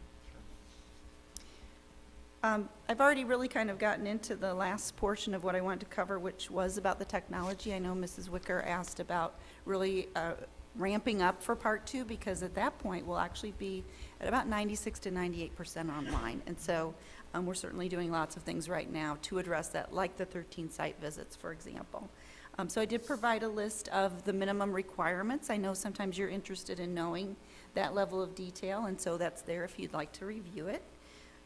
Also wanted to, and I talked about this a little bit when I was up here before lunch, but I just wanted to let everyone know that we do have a formal process where sites can indicate that they'd like to request a change in mode. So if we've indicated, let's say, a school maybe is an elementary, and it looks like they can test all of their grade levels, let's say grades 3, 4, and 5, online, but they're actually having some of their computers maybe are in repair, and they don't think they can do all of the grade levels, so then they can submit a change request to us. And then we can work with them on which grade level do they need paper, so we can order that in a timely manner. But there are a variety of reasons why a school might indicate that. For example, if they have any workstations that were misentered into this system in December when they entered all their data. If they have one-to-one machines and they indicated they have, let's say, 100 computers, but if they're one-to-one, they really can only serve those 100 students. And it looks like in the system maybe that they could actually use those computers with all the students. So little things like that, we're actually working right now, starting next week, on resolving those with the individual sites so that they'll be ready for testing, or we can order paper if needed for any schools. Let's see here. Anything else about online before I move to comparability? Okay. So the next handout within your small packet there is about really the operational field test design. How do we equate the forms? You might recall that we obviously divided the open-ended items into 2 forms, Form 1 and Form 2, and we assigned those throughout the state, so each school was only giving one of the 2 forms. And there have been lots of really great questions from the field about how is that, really their biggest question is how is that fair, which is a good question, I think, on their part. And one of the things that we're really trying to communicate that I actually put in the summary at the bottom of the page you're looking at now perhaps, is that we will look at all of the items. We actually are not going to compare Form 1 items to Form 2 items. We will be looking at Part 1 items and Part 2 items. And so it's kind of like having 2 parallel pieces of the train track, if you will. And so what we will be doing is actually selecting items this June for each of those two forms that run through Part 1 and Part 2, and that align perfectly to the exact same blueprint.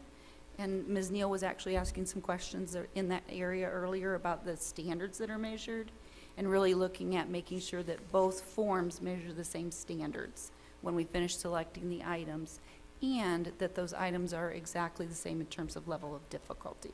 So that's really outlined on here, and again, I don't want to read it to you, but I would be glad to answer any questions that you might have about that. Yeah, David? We had a discussion this morning about the assessments having an emphasis on critical thinking. Yes. And do you have any sense of what percentage of the current test is really attributable to higher order thinking or critical skills? Because open-ended questions aren't necessarily, Right.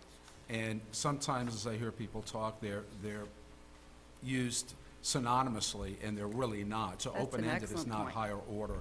So Right. my question is specifically with more critical thinking, you know, the spiral of learning at the higher end. Do you have any sense of what percentage the So, test is? and thank you for the question, because I think it's a great chance to actually really clarify that point. That really what you're asking about is cognitive complexity.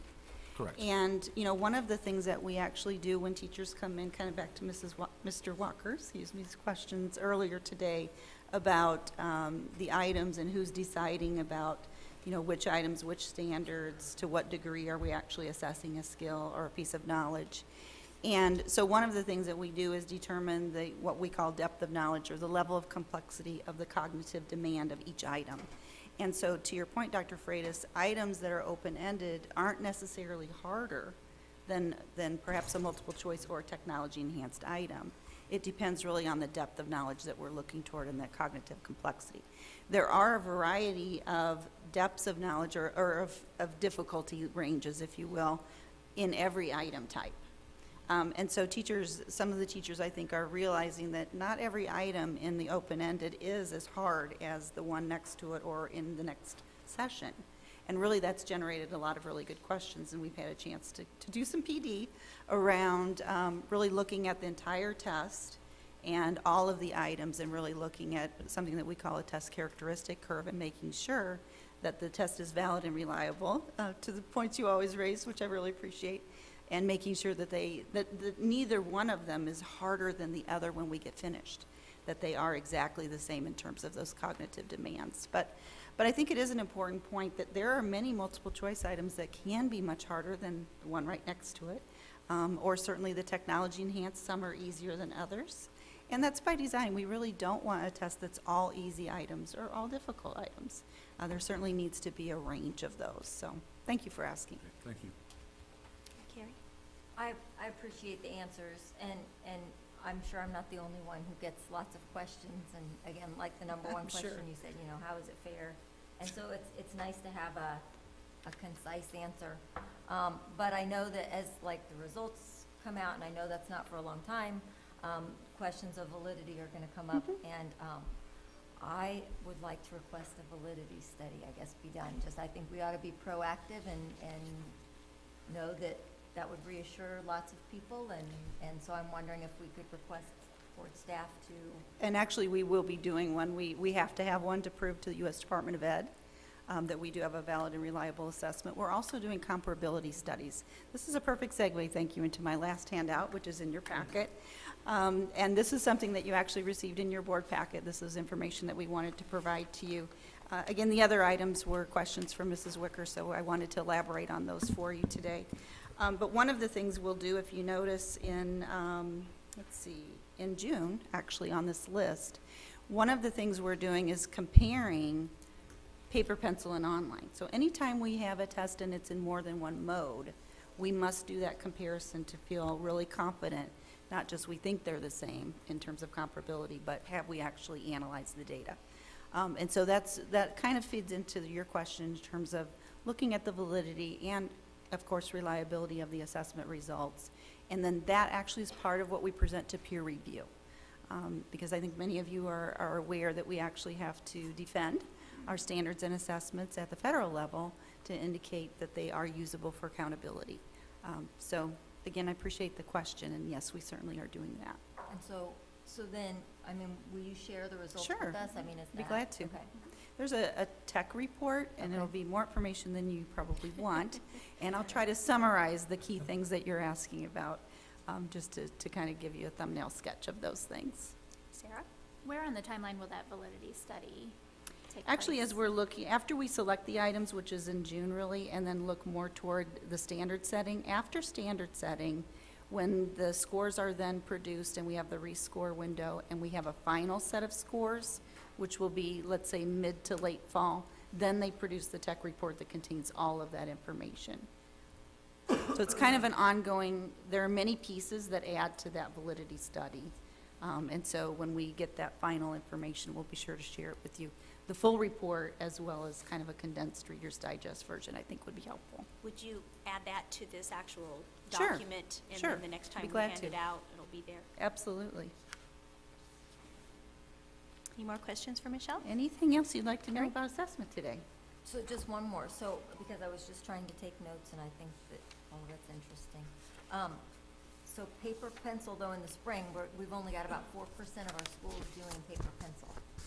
Is that Right, correct? and that could possibly change based on On the the- process we're going to okay. use starting next week. But you already are doing a comparability study, because with the Yes. technology-enhanced questions, it will be interesting to see how that works. It with the will paper be. pencil version. We've ported those items onto paper. I think we've talked about that probably in this format, you know, at the board meetings before, that we certainly have to measure the same skills and the same knowledge and abilities on both forms.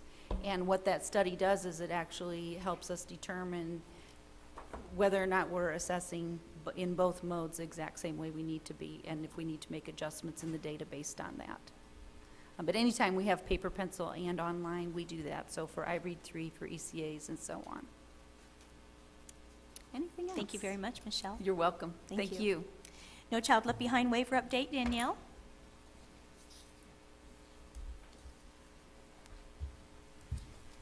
Thank you. I was going to take advantage of the fact that it's only 3 o'clock in the afternoon and actually go into the presentation just a little bit more than usual. I usually feel like I'm the 6 o'clock hour. So what we've been sending you every month and what is on this PowerPoint slide is really what the department has been doing in terms of the waiver renewal, meaning in the first couple slides, and again, I don't want to assume you've read every single one of these every month, but what we're doing is we're growing the body of evidence that supports the renewal application that we already submitted. And then, as you know, we're getting ready to submit our new application. So I just want to go through a few of these slides, just again, so you can ask any questions that you may have been saving over the last couple of months. So basically, in this slide presentation monthly, we are sharing with you in this first section all the ways we've been engaging with various stakeholder groups regarding the waiver. So most recently, for example, we launched the online survey for the current application or the new application. We hosted a family and community engagement advisory group on February 24th. The superintendent hosted a student advisory team. We've continued to host her advisory teams. So this is just ongoing evidence for you to see, and really frankly for us to document our work that aligns with the waiver renewal application. So it goes first through stakeholder engagement, and then it goes into everything with Principle 1 regarding standards and the implementation of standards with all of our subpopulations and our schools. And so again, what are we continuing to do? Most recently, you'll see here we hosted webinars on standards and assessments at the end of January. So this is on top of all the work from last summer. So these keep building on one another. This is specifically how we have continued to support our second language learner population with the new college ready standards. Again, a little bit more, a little bit more, a little bit more. And then we go into how we've supported our migrant student population, special education, assessment. Assessment is an ongoing list of things, much of which we keep you abreast of with Michelle's monthly presentations. Special education, and then it goes into Principle 2. Principle 2, is our focus on priority schools. So this is the ongoing work that our Division of Turnaround and Outreach is doing in our schools with our focus on priority schools and our reward schools. And then finally, principle 3, and this is where when we talk about monitoring our schools in terms of their evaluation plans, as you know, in the waiver renewal, Indiana was one of the first states to launch the desktop and hands-on monitoring of educator licensing or educator evaluation plans. So you can see on this, I think this last slide, we've now done 40 to date of those monitoring visits. We currently just launched a survey regarding professional development needs in the field of evaluation, of educator evaluation systems. We're working with great teachers and leaders and REL for the equity plan, as Superintendent mentioned at the beginning of today. So this is really just kind of an evidence document in a really brief way for you to monitor what it is we're currently doing.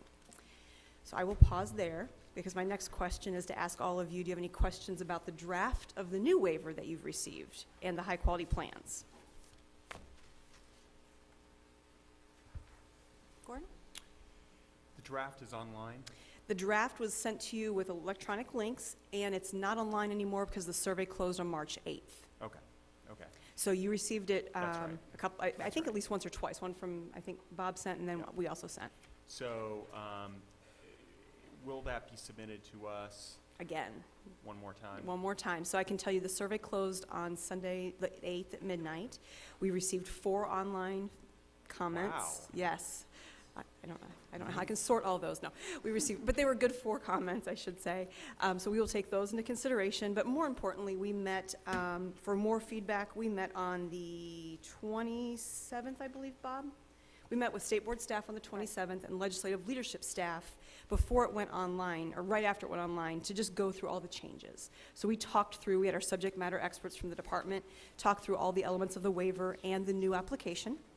They obviously had a chance to ask questions. Then it's gone up for public comment. We received public comment. And then last week on the 4th of March, we had a team that went and did something called Critical Friends, where CCSO hosts many states who are in the same situation Indiana is in terms of our renewal period. And you actually share your draft with other state leaders to say, kind of give me some feedback. So we did that process. So we're taking all of those feedbacks, putting it in a final draft, and we'll get it to you here in the next couple weeks. Which states reviewed Indiana? You know, I don't know the answer to that question. I know there was approximately 15 other states there, and they did small group activities throughout the day, so it may have been many, but I could find out for you. Sure. Just as long as it wasn't Kentucky, I'm just kidding. Sorry, BJ. Yes. Danielle, you know, I applaud the work that you do. I want to ask this, and this is a question that I know last year at this time it was a press situation. Sure. Do you feel a lot more relaxed in the Oh. timeline and feel comfortable that we are doing all the things possible to get this thing prepared and submitted in a timely manner? Absolutely, and last, I think, to be honest, the situation we were in before was a cleaning up of a previous document for which we inherited in a lot of ways. I think we shared with you or tried to communicate that a lot of it was never implemented. So it was cleaning up, newly implementing, newly designing, and as well as continuing to meet the high bar of the federal expectations, all at the same time. That was very different than what we have to do now. Now, we're basically continuing a lot of what we already had put in our plan because they felt it was well done. And the expectations of the federal government haven't changed very greatly. So there are a few things they're expecting of us differently.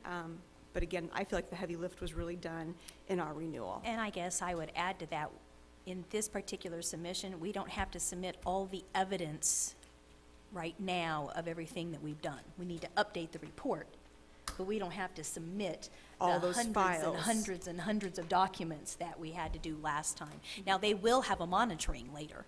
You know, at some point, we will have to share those with them.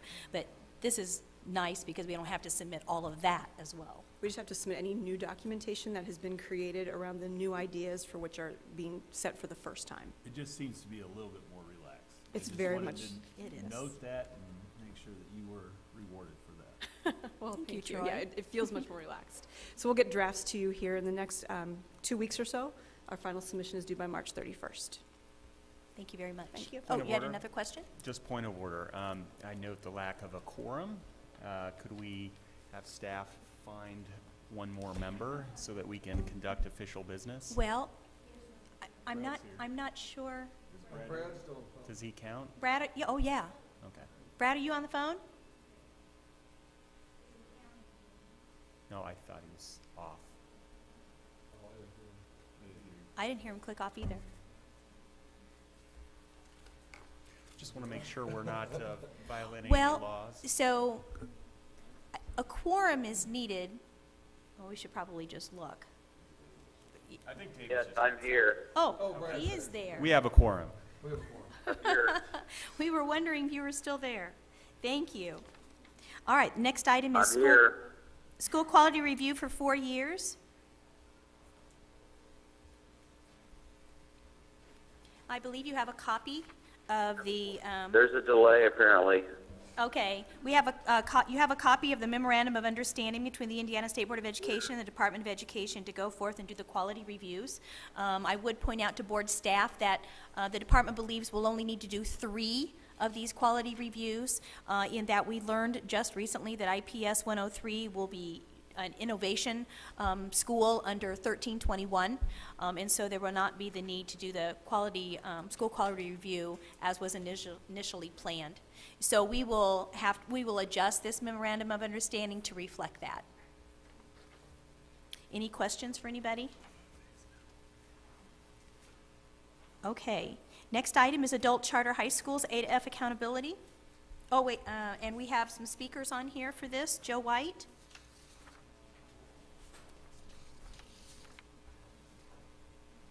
Thank you for being patient.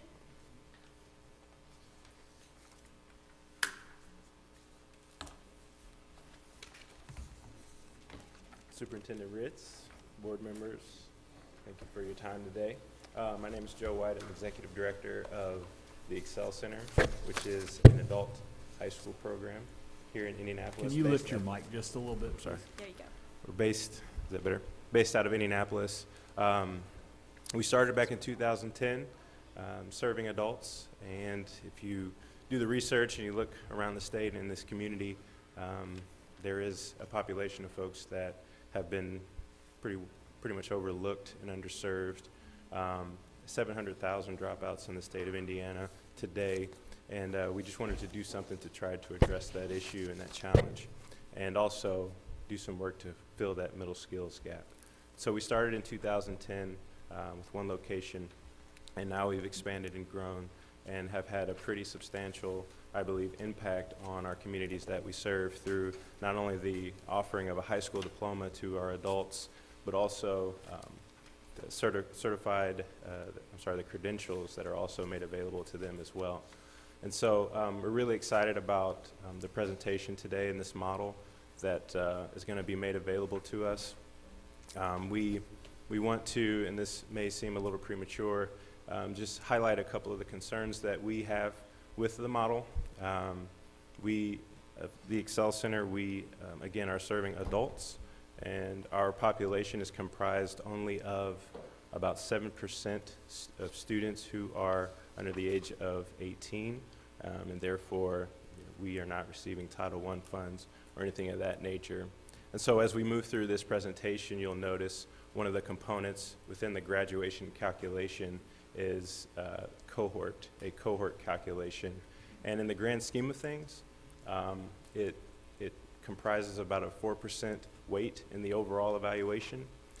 However, after running calculations for our existing schools today, it does make a grade letter difference for one of our locations. And so I would urge you to consider that cohort weighting within the cohort the graduation calculation once you see that in the presentation today.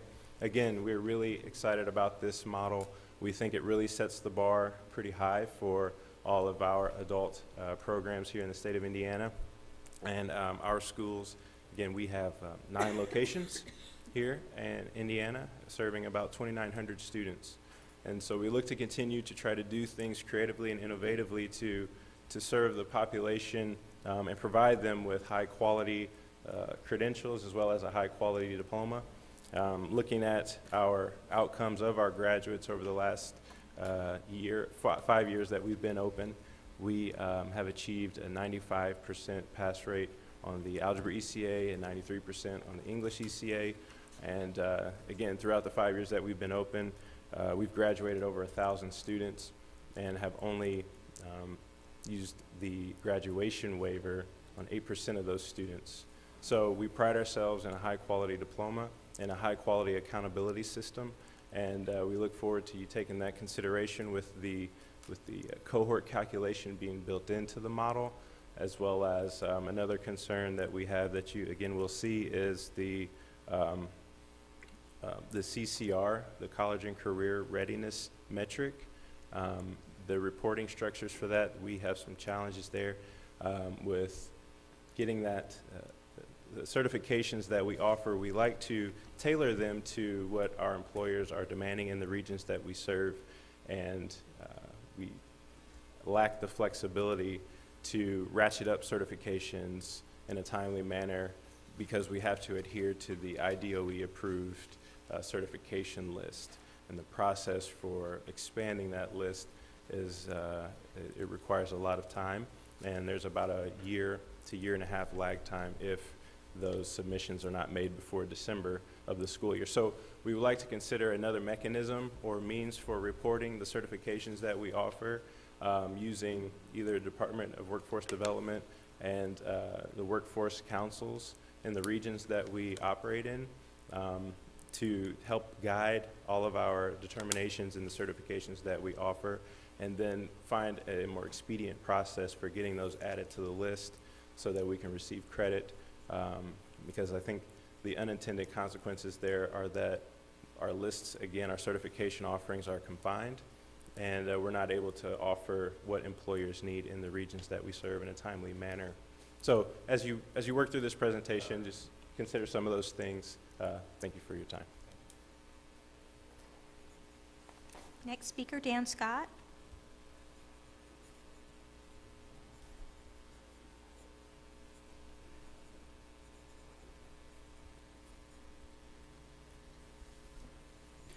Hi, my name is Dan Scott. I'm with Goodwill Education Initiatives, which is the governing body over the Excel Center, which Joe White works for and oversees.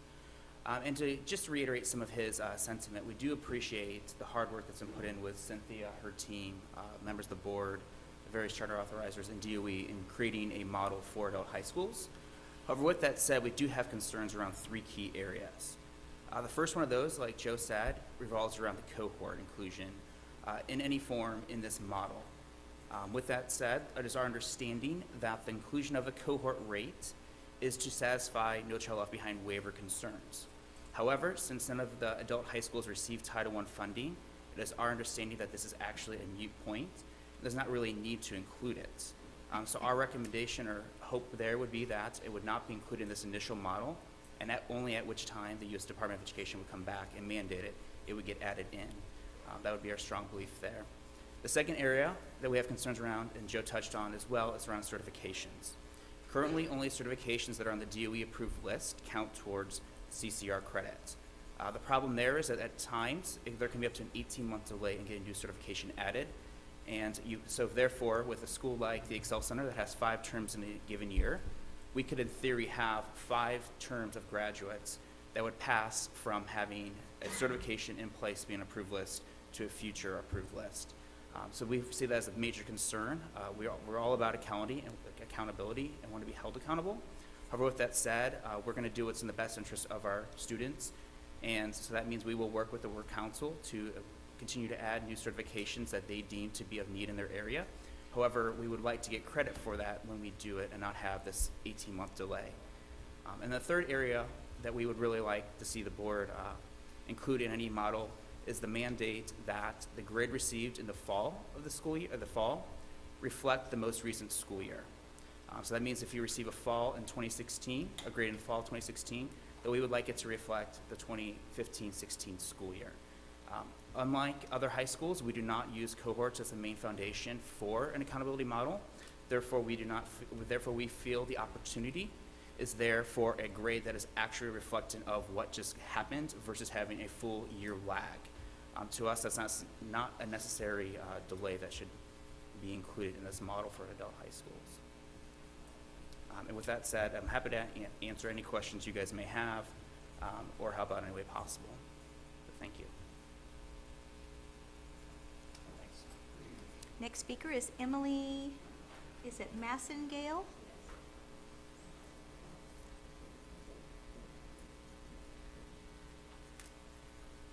Good afternoon. Thank you for your time today.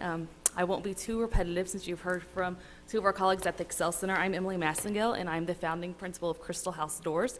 We are the other dropout recovery school here in Indianapolis. As you'll see in the presentation, and you've heard from our cohort members, that our concern is also with the CCR credits. We would like to work closely with the Works Council to utilize industry-ready certification courses for our students. These are ones that students can take, get credentials for, get certified, and then walk out the door after graduation and get a job in the workforce in Indianapolis. So we do feel that it's very important to expand beyond the DOE list, as these are adult students and they can go out right out into the workforce and get high-demand jobs. We also would like to look at the graduation rate calculation configuration. One of the recommendations is looking at 25% of your student body graduating. We would like for you to consider changing that number and adapting it. If you would look at traditional high schools, typically the 9th grade class is larger and each 10th, 11th, and 12th grade class gets smaller as you go on. So we do feel that lowering that from 25% would be representative of typical high schools as well, that our senior classes would be a little smaller than that freshman class.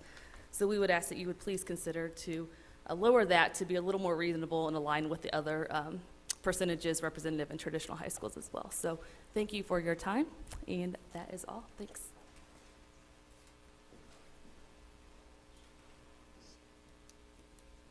Cynthia? All right, so it isn't quite as long as last month's meeting, but I'm still going to, in the interest of time, try and not draw this out too long. Okay. This is our second time through this. You've seen the initial. We met with the feds, and let me see if I can figure out, there we go. The key components of this framework are going to be the eligibility. I want to talk about that and why we believe there needs to be a grad rate inclusion, and I'll explain that. But then we're looking at grad rate, a grad to ADM ratio, percent of graduates passing GQE will be factored in there, as well as the college and career readiness. The eligibility. The model applies only to adult high schools, and adult high schools, as defined by law, is they will refer to a charter school that has a majority of students enrolled in school that belong to a graduation cohort that has already graduated, that's majority, and are over the age of 18. The thing is, we do have, while I've been working closely with the Excel centers, which meet this criteria but don't have any of which would not receive Title I funds, or Crystal House DORs, they don't receive Title I funds. The two other schools I've been struggling to get in contact with, contacted them multiple times, still have yet to actually get the data from them. One of the two, I believe, does receive Title I funds. Thus, we need a model that applies to all. And we've been told by the feds that we need to include graduation data and graduation rate in a meaningful way.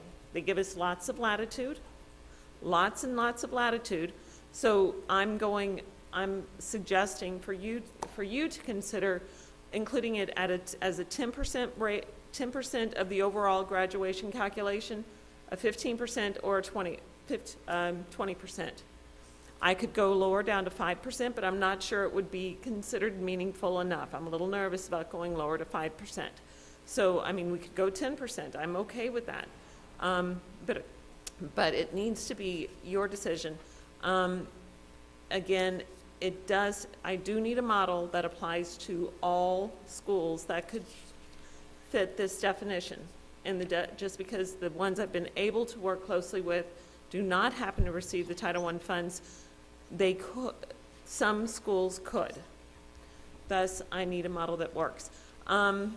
With that, one thing I forgot to include here was it's the 4-year graduation rate. We've also been looking at making sure we factor in the 5-year bonus, like in the current model. We've got your 5-year graduates, if they finish up, factoring that in as a bonus. We're going to do that also. Debbie and I have been working very closely together on this.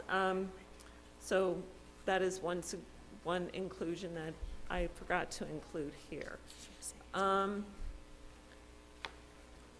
The graduation calculation, if I do a 10% or 15 or 20, the other piece of that would come from a graduation to ADM, the graduation to ADM piece.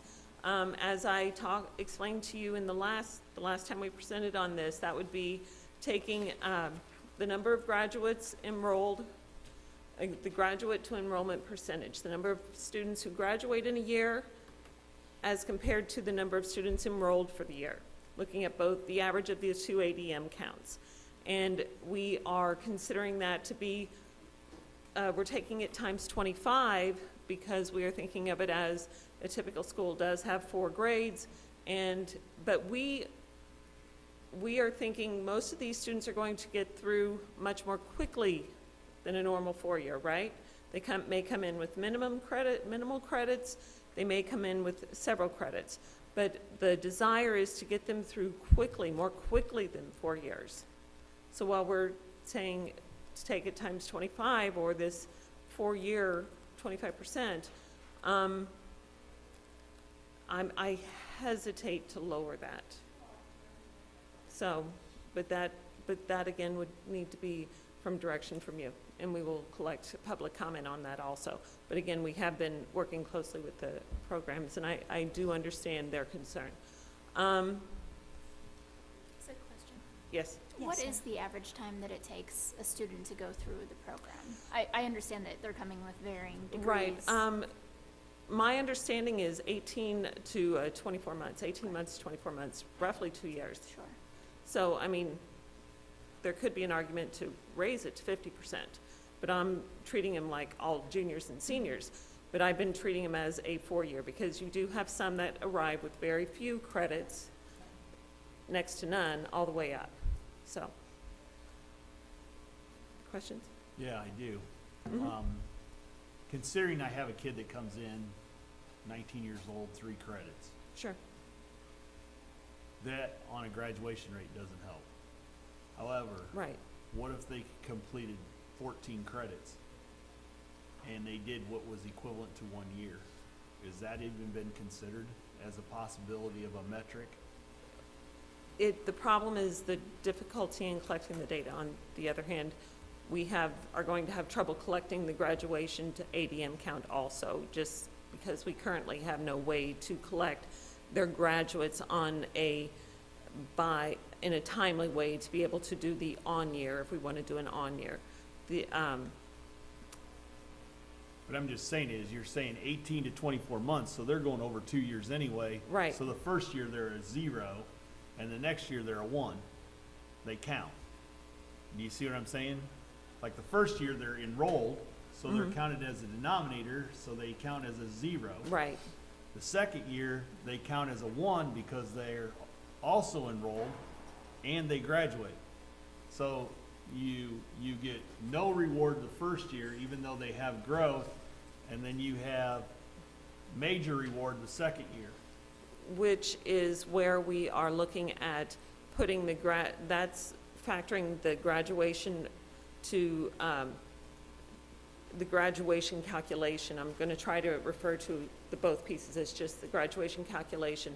The weighting of that as being different for new schools that are just opening, because they should start getting into a cycle, and you should, in theory, start leveling off roughly the number that graduate each year compared to the number enrolled. So we're going to, if I skip ahead, we are proposing, I think I went too far, sorry. A weighting where in the first year, the graduation to enrollment ratio would only be 20%, but looking at only those graduates, 80% of that weight would be whether or not they're CCR. And then in year 2, raising the graduation to enrollment to 30% with a 70% CCR. And in year 3, when things should start stabilizing, 40% to a 60%. So we're trying to factor in what you're raising so that the graduation to enrollment ratio is a smaller percentage in the first couple of years. Because I see a huge difference. Because if I had 3 credits to get, I easily could get that done in a year. Oh, sure. If I have 23 credits, I'm probably gonna spend 2 years or Right. more. Right. So, and we are And I'm gonna trying, just say, you know, I think if you have a metric that you have to shoot at multiple targets over years, it's gonna be hard. It would be best to set one metric. In my eyes, just one goal. Here it is. We're going at it. we're treating this sort of as a phase-in though, and once they hit 3 years. I hear you, but I'm gonna tell you, it would be probably easier if I was to phase and hit it. I'm gonna hit it at one goal. I think our fear is we want to disincentivize the programs from trying to only focus on those kids who only need 3 credits. And there is a reason I'm saying this. Right. This morning, we had a great discussion with schools that were similar, that were atypical. Right. If you could make this rule and that rule tie together, I think you'd have a real positive piece for A to F. Debbie and I are meeting on that tomorrow morning. We'll talk about that. Okay.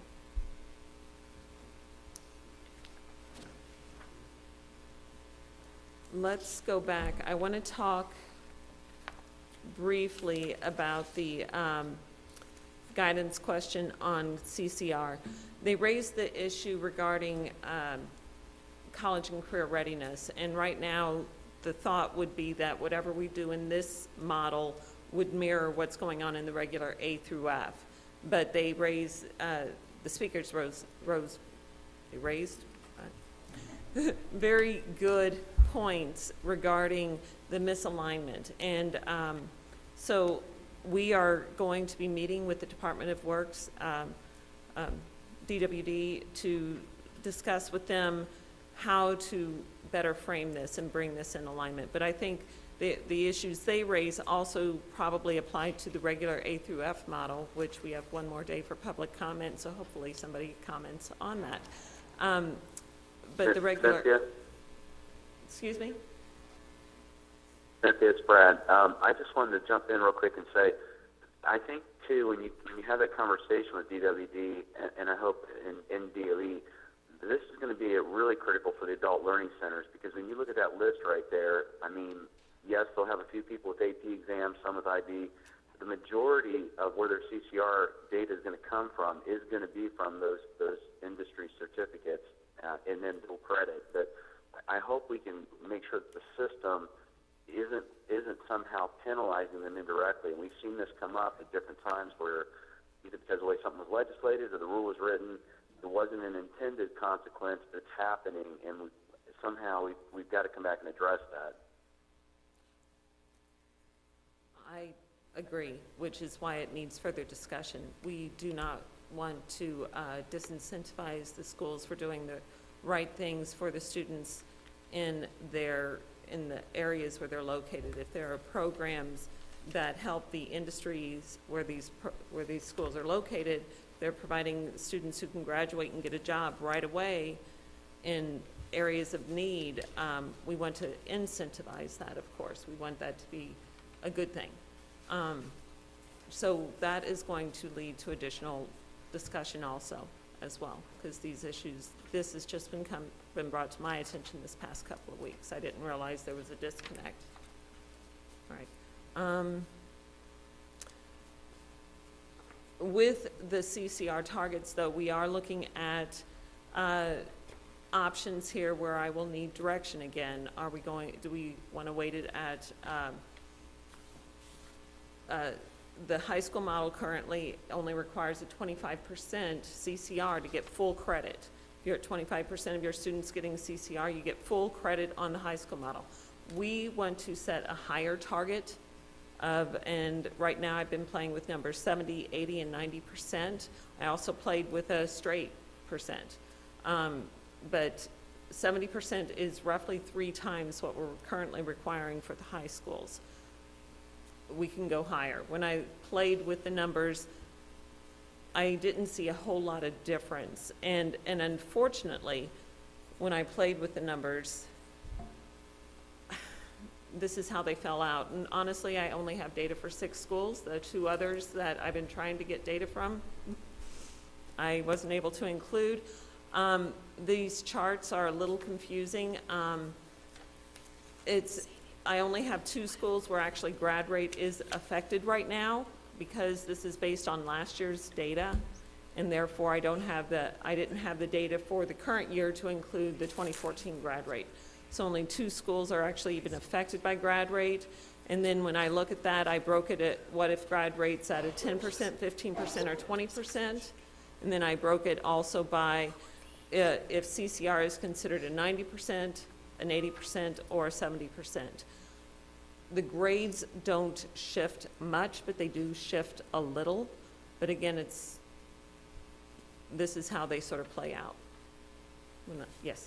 Going back to your 3 options, the CCR targets for a second, have you considered phasing it in? For example, if we were to do option 3, the 70% of graduates in years 1 and 2, and then ramp it up to 80% for the next 5 years, and option 1, that would give us some momentum going forward, and we would start out at something reasonable. I think sometimes we pass these options and we stay at a minimal level, Sure. although aspiring level, forever. And maybe this is a situation where we can build in an automatic phase up kind of concept, so that it doesn't have to keep coming back. Right. And what we could do is monitor it on an annual basis, and I'm sure you would monitor it even more frequently, and if need be, come back.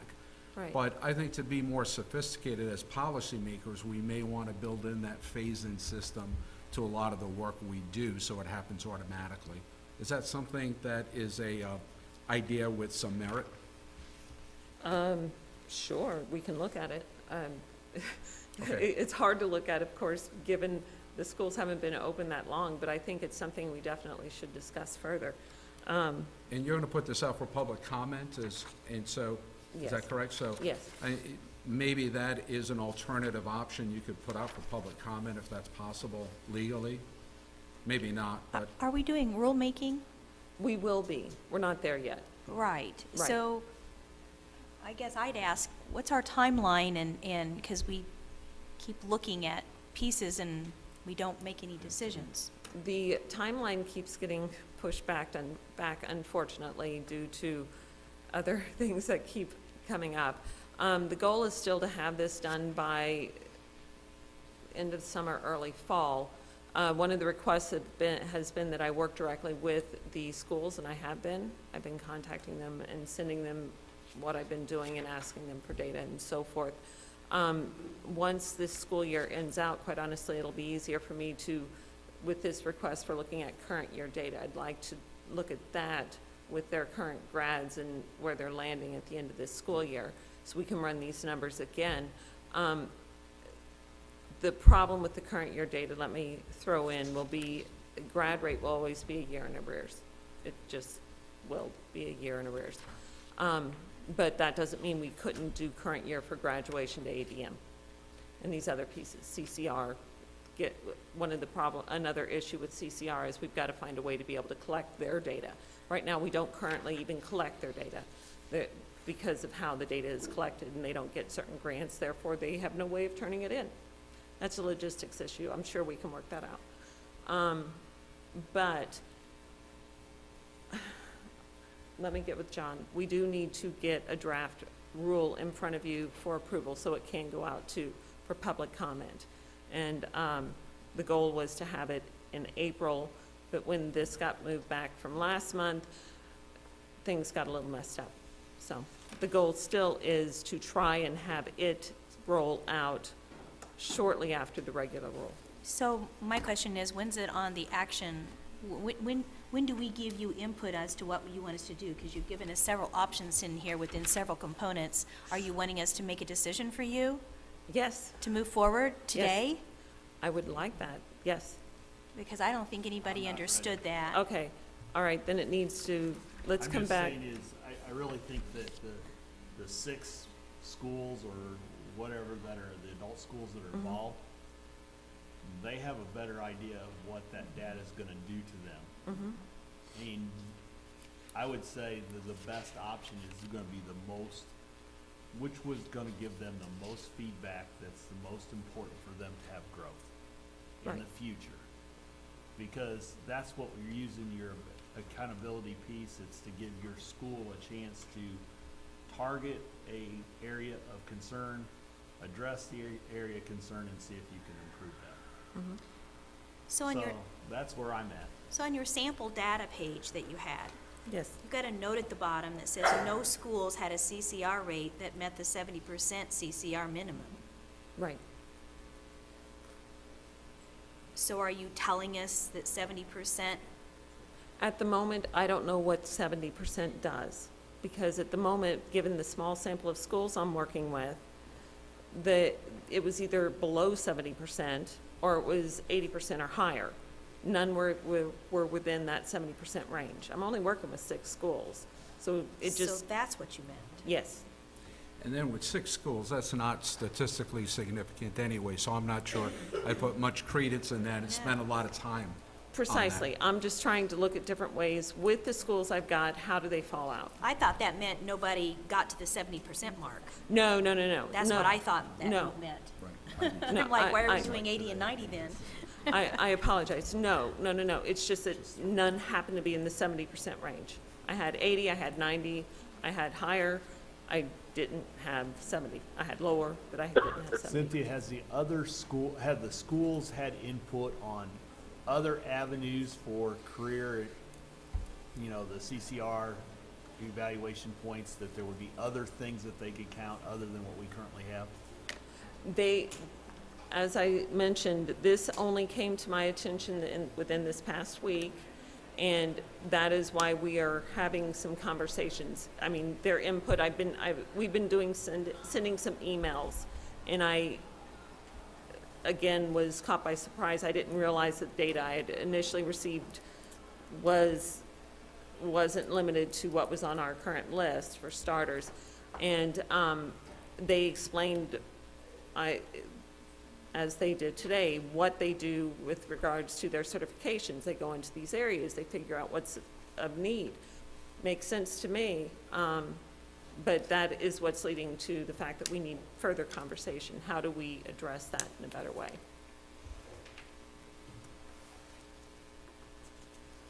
So how do we want to proceed? So we get some decisions made. And if we need to come back for next month for decisions as Well, an next month's in a action- couple of weeks. I know that. So, As I said, I don't feel very comfortable. No, and so we shouldn't be, but we're off here having a little dialogue, and I'm saying, I can give you numbers, but they mean nothing, like, until I think about them and until we would hear what they recommend or what, my numbers, I could throw a dart, To move this forward, here's my recommendation, and it's based on what was just said. You go get with the 6 schools, share the various models that you've created, and get their input, and then come back to us with very specific recommendations with a maybe 1-paragraph rationale.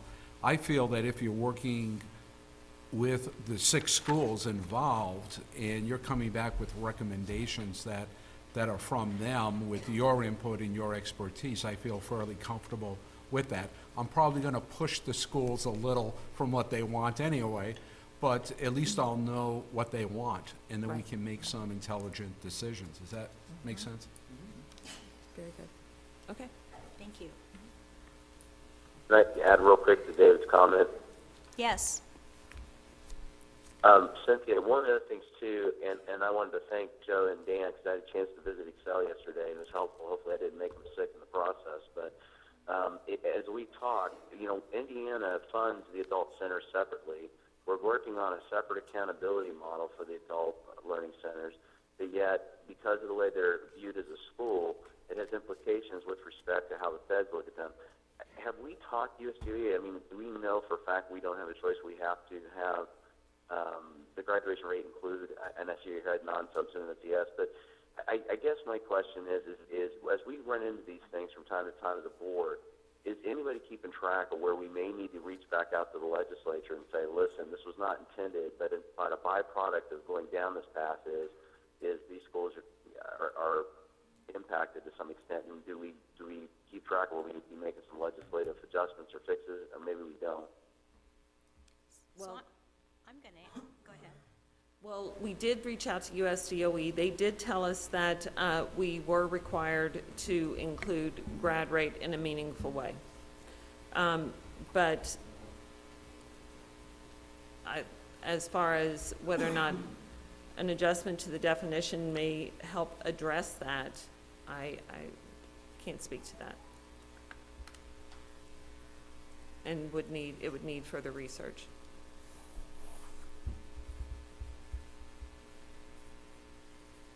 Thank you.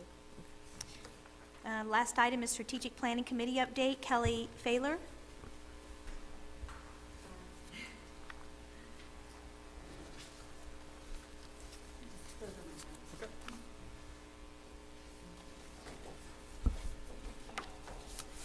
In September 2013, good afternoon, and thank you. In September 2013, at the State Board of Education meeting, I became hopeful when I heard a strategic planning committee would be formed.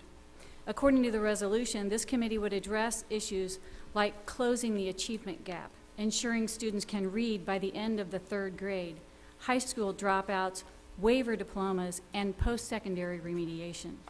These are worthy, necessary goals. Everybody on this board is now familiar with the balanced scorecard, which should drive these improvements. I have studied the balanced scorecard, and I must confess some disappointment. Clearly, what drives the scorecard is data. Please understand, I do appreciate the potential for growth from accurate, well-analyzed data and action items that drive positive growth. My concerns lie with the duplication of data and that most of the projects tied to the data are designed to gather more data. For years, the Indiana Department of Education has hosted the Compass website. As well, there is a DOE data portal with a myriad of spreadsheets and reports that further reflect this data. This data is clear and has been for years. We know our failing students live in poverty. They have been identified as special education students. They are English language learners. The balanced scorecard has taken this very informative data and reformulated it into a spreadsheet tied with strategies and projects. It's not that I don't appreciate projects like community surveys, teacher evaluations, and standards implementation projects. It is that none of these directly addresses the students that we already know are failing. There are solutions and ensuing projects for these real challenges. For example, we could work with universities to require more foreign language study of our elementary school teachers while they are in college. The Compass database tells us the current kindergarten class is nearly 10% ELL, and this population is growing each year. Even a highly skilled teacher will fail if that teacher cannot communicate with his or her students. We will not be able to recruit qualified teachers to address struggling ELL students if there are none skilled in foreign language. We should capitalize at the collegiate level on the groundwork laid by our high school IB and academic honors diplomas that require 3 and 4 years of foreign language. As it is, universities virtually give teachers a foreign language pass. Further, consider special education students and their dismal I-STEP rates, pass rates of 42.3% statewide. Nearly 15% of our population does not have intellectual disabilities, as our swollen special education ranks suggest. Clearly, our early grade teachers need to be better equipped to identify specific learning disabilities, and special education teachers need to be better trained while they are in college to address these issues. For example, dyslexia arguably represents a lion's share of our struggling readers. How is it that not one class is offered specifically on dyslexia at IU, Purdue, Ball State, or Indiana State University? These are the schools that provide us with many of our teachers. We will not solve this problem without coordinated efforts between K-12 and university administrators. I implore you to take bold action with the strategic plan based upon the information that we already have. Pursue projects that not only push the envelope, but also directly affect our failing students. For example, Scrap the I Read 3 assessments. Everyone here knows the Learn to Read years are K to 3. These tests are too late. I Read 3 is reactive. We need projects that are proactive. As for boldness, please stop calling special education special. Words do matter. No student wants to be special, and parents don't want to label their children who learn in different ways special. Special education is a black hole. It gives us a reason to create waivers and lower bars for students and teachers. I believe strong leaders like you can make this change. We do face some challenging issues, some not addressed here, but as it stands, the net that has been cast by the strategic plan is too wide. I encourage you to narrow your focus and effect real change.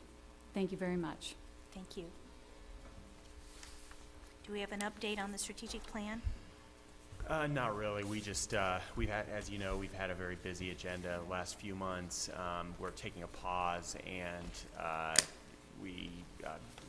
tomorrow's meeting had a light agenda, so we just went ahead and canceled it due to travel, et cetera, from some of the members. So we will reboot in April. And just a clarification, you asked a question about quorum earlier. So it says in our procedures, a quorum consists of 6 members of the board, and a quorum must be present to take official action. So we would need to have a quorum here if we were going to actually have an action item. But I think we could proceed if we didn't have a full quorum here. I But think I'm glad official we did. action includes, under the open door law, includes pretty much anything we do here, including receiving information, et cetera, et cetera. So, As official action? Yep, Okay. yep. But thank you.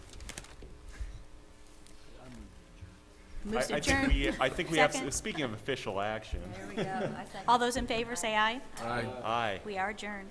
Or yes. Huh? I was not So you always